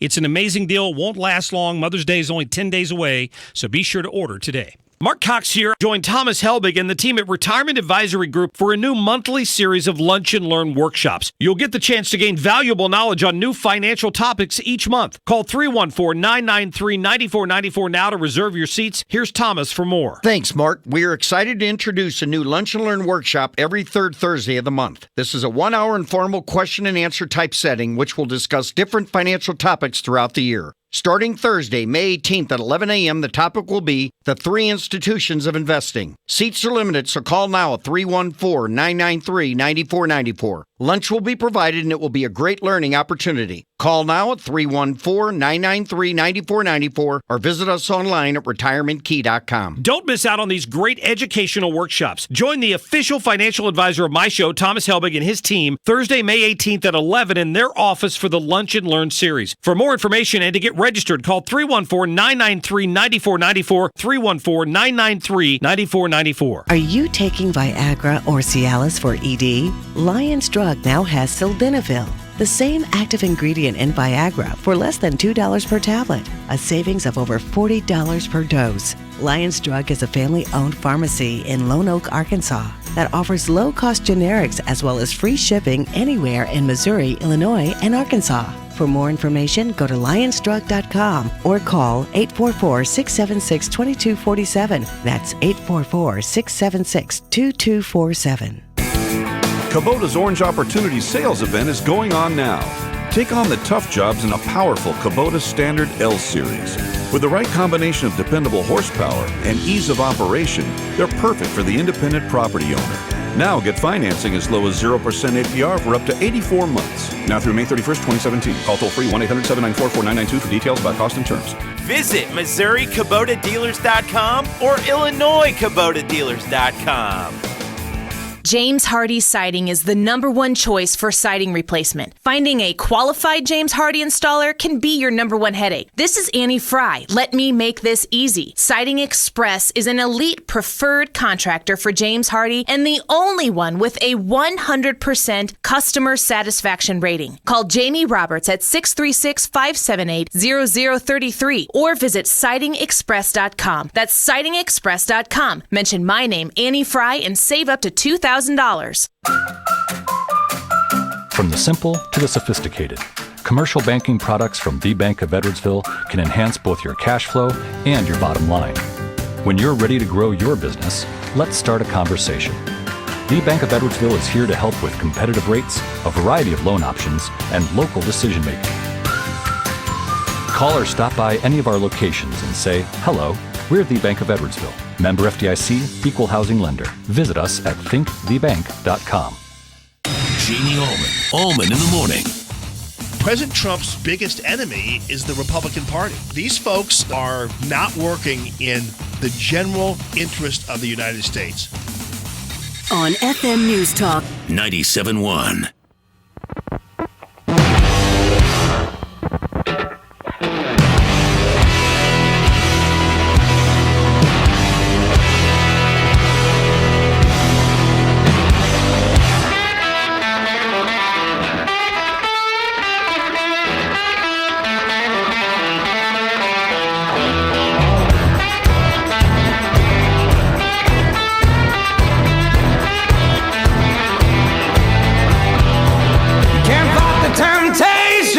When you get the vibration, won't do you no good. It won't do you no good. And I think most importantly, yes, premiums will be coming down. Yes, deductibles will be coming down. But very importantly, it's a great plan. And ultimately, that's what it's all about. There you have it. Some more comments from the Rose Garden talking about this health care bill. I mentioned this at the top of the show because I'm mystified. The liberal trolls that are out there on social media, they've got a lot of guts when they can be anonymous with a Twitter page with what they're willing to say to you and say to politicians that they apparently would never have the guts to call into the radio show and say or to say to your face. So just want to point that out. Yesterday, after we had Ann Wagner on here, we tweeted out a copy of the interview in which she said she was going to vote against the budget and she was looking forward to this healthcare vote. If it happened today, she hoped they got the votes. She got attacked mercilessly by the left. People begging her not to vote for this. It's going to be a disaster. People are going to die. All the normal Democrat talking points. And, finally, one of the liberals turned on me, dropping F-bombs, and they're just angry people is what they are. One particular one called Spectacular Mess, right? That's the Twitter name. You know what the Twitter handle is? @PoopLikeAChamp. Seriously. Doesn't have the guts to call into the radio show. I'm like, why don't you call into the radio show? Why would I want to call into somebody who can't even make a point on Twitter? I'm like, I'll tell you what, call in the radio show and we'll discuss this in more than 140 characters, minus the F-bombs if you're capable. I don't understand people like that. If you've got the guts to defend your point of view, call me. I don't do a Twitter show. I don't do a Facebook show. I do a radio show. But liberals don't like that. They don't want to talk about that. So let me get to Gene, who's been holding on here for a while. Gene, you're on the air. Go ahead. Hey, Mark, I'm at the risk of repeating something you've already heard, but you're talking about intent on the part of Weiner and Abedin and all these other people and stuff. Since when did that become Comey's job to make that call? When the Attorney General put it off on him, basically, didn't she? No. They do the investigation, and the lawyers and the Attorney General make the decision whether there's charges to be brought. I'm with you on that, but the Attorney General in this case said they would follow the recommendation of the FBI. But they shouldn't. They shouldn't have. That charge. Right, they shouldn't have. I agree with you completely. Because, I'm not a prosecutor. I've never been one. I've talked to a lot of them. Yeah. Very often, if the police go out and do the footwork to investigate a crime and they bring charges and they bring those charges to the prosecutor's office, they believe that individual is guilty of whatever they've found normally, and it's the prosecutor who's supposed to discern whether or not there's enough evidence to convict or go to trial. But they'll take recommendations from the arresting officers. Apparently.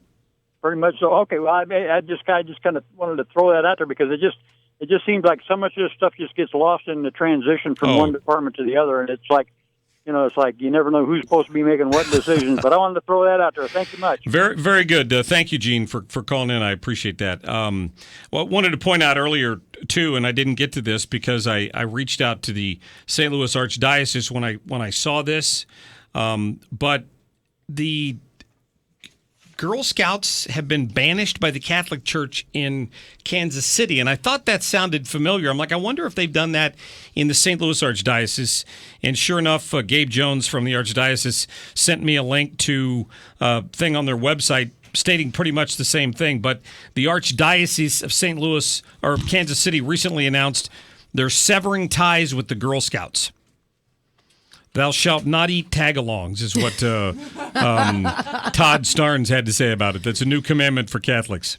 The Archdiocese said Girl Scouts no longer a compatible partner when it comes to issues like virtue and values. And I thought that sounded familiar, and sure enough, the Archdiocese put out a similar statement about Girl Scouts. They were saddened and disturbed by the decision of the Boy Scouts of America to allow girls struggling with gender into their troops, and so they've also had some similar issues like that with scouting.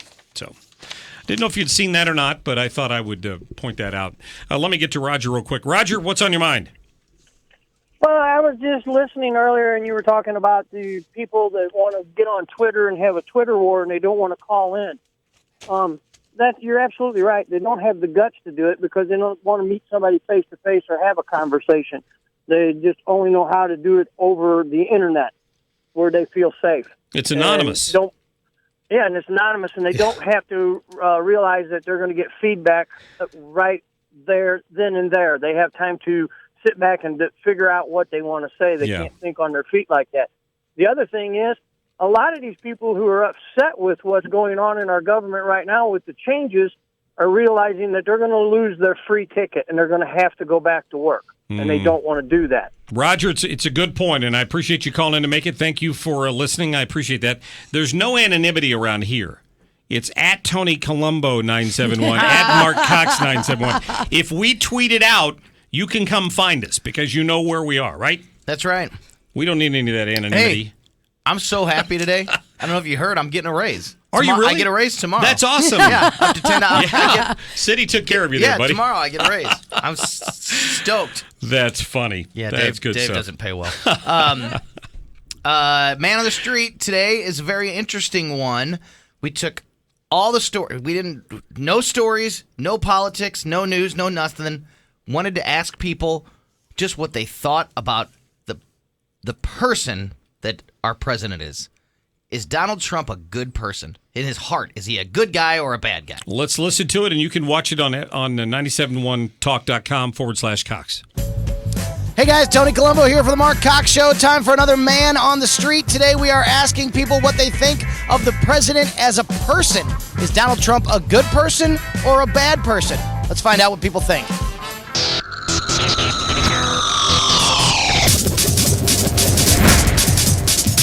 Forget about what you think of his political beliefs. What do you think of Donald Trump as a person in his heart? Deep down, is he a good person or a bad person? Can I swear? Sure. He's Yeah.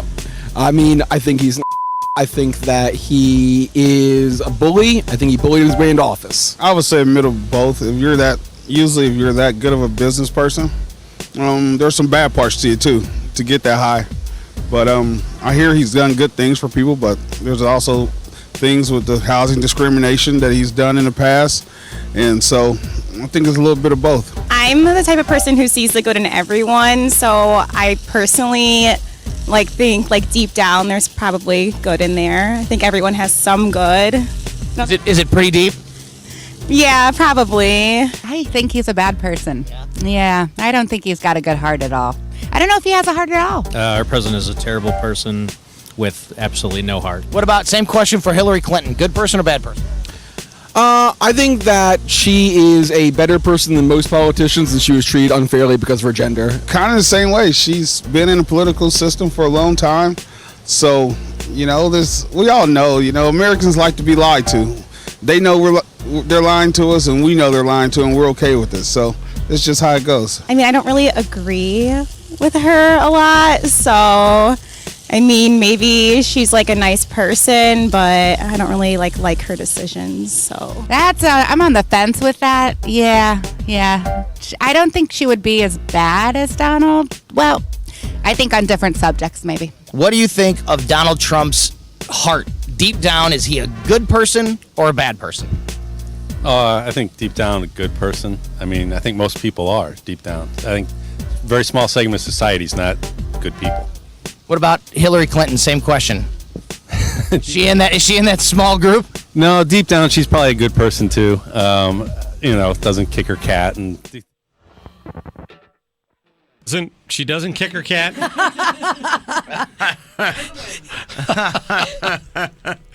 Go watch that. Great job. You got some loonies on there, but that's okay. 971talk.com/Cox. The same guy that called Donald, that we had to bleep Donald Trump, is the same guy that said that Hillary lost because of her gender. Have a great day. We'll see you tomorrow noon to 3. This hour of the Mark Cox Show brought to you by Smile Advantage. Access to dental care you need at a price you can afford without the hassle of dental insurance. Now in St. Louis at multiple locations. Learn more at SmileAdvantageSTL.com. Well, now it's almost official because we know that the Affordable Care Act is on its way out the door, but it leaves the health care issue up in the air for a lot of people. Let's say you're using the Affordable Care Act now, but you're paying a high premium, but you've been afraid to change because you didn't know what was going to happen next. Call the Healthcare Solutions team. Tell them your situation and see if they can't help you out. 314-304-6850. Talk to my friend Bill Pauly, or one of the folks who work for him at the Healthcare Solutions team. They help people all the time. Help people who are self-employed, who are fairly healthy.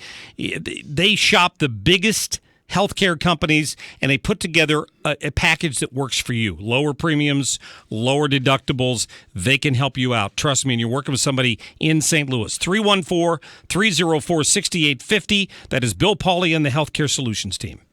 It's Green Tag Sales Month and the best time to save on hardworking John Deere equipment. Hurry into Seidenstrucker's, your lawn-to-farm headquarters, to get great savings on our built-top, tackle-anything compact tractors, like the versatile 3025E for as low as $129 per month. These Green Tag deals won't last long, so stop by one of our 11 locations today or visit Seidenstruckers.com for more information. Offer ends May 30.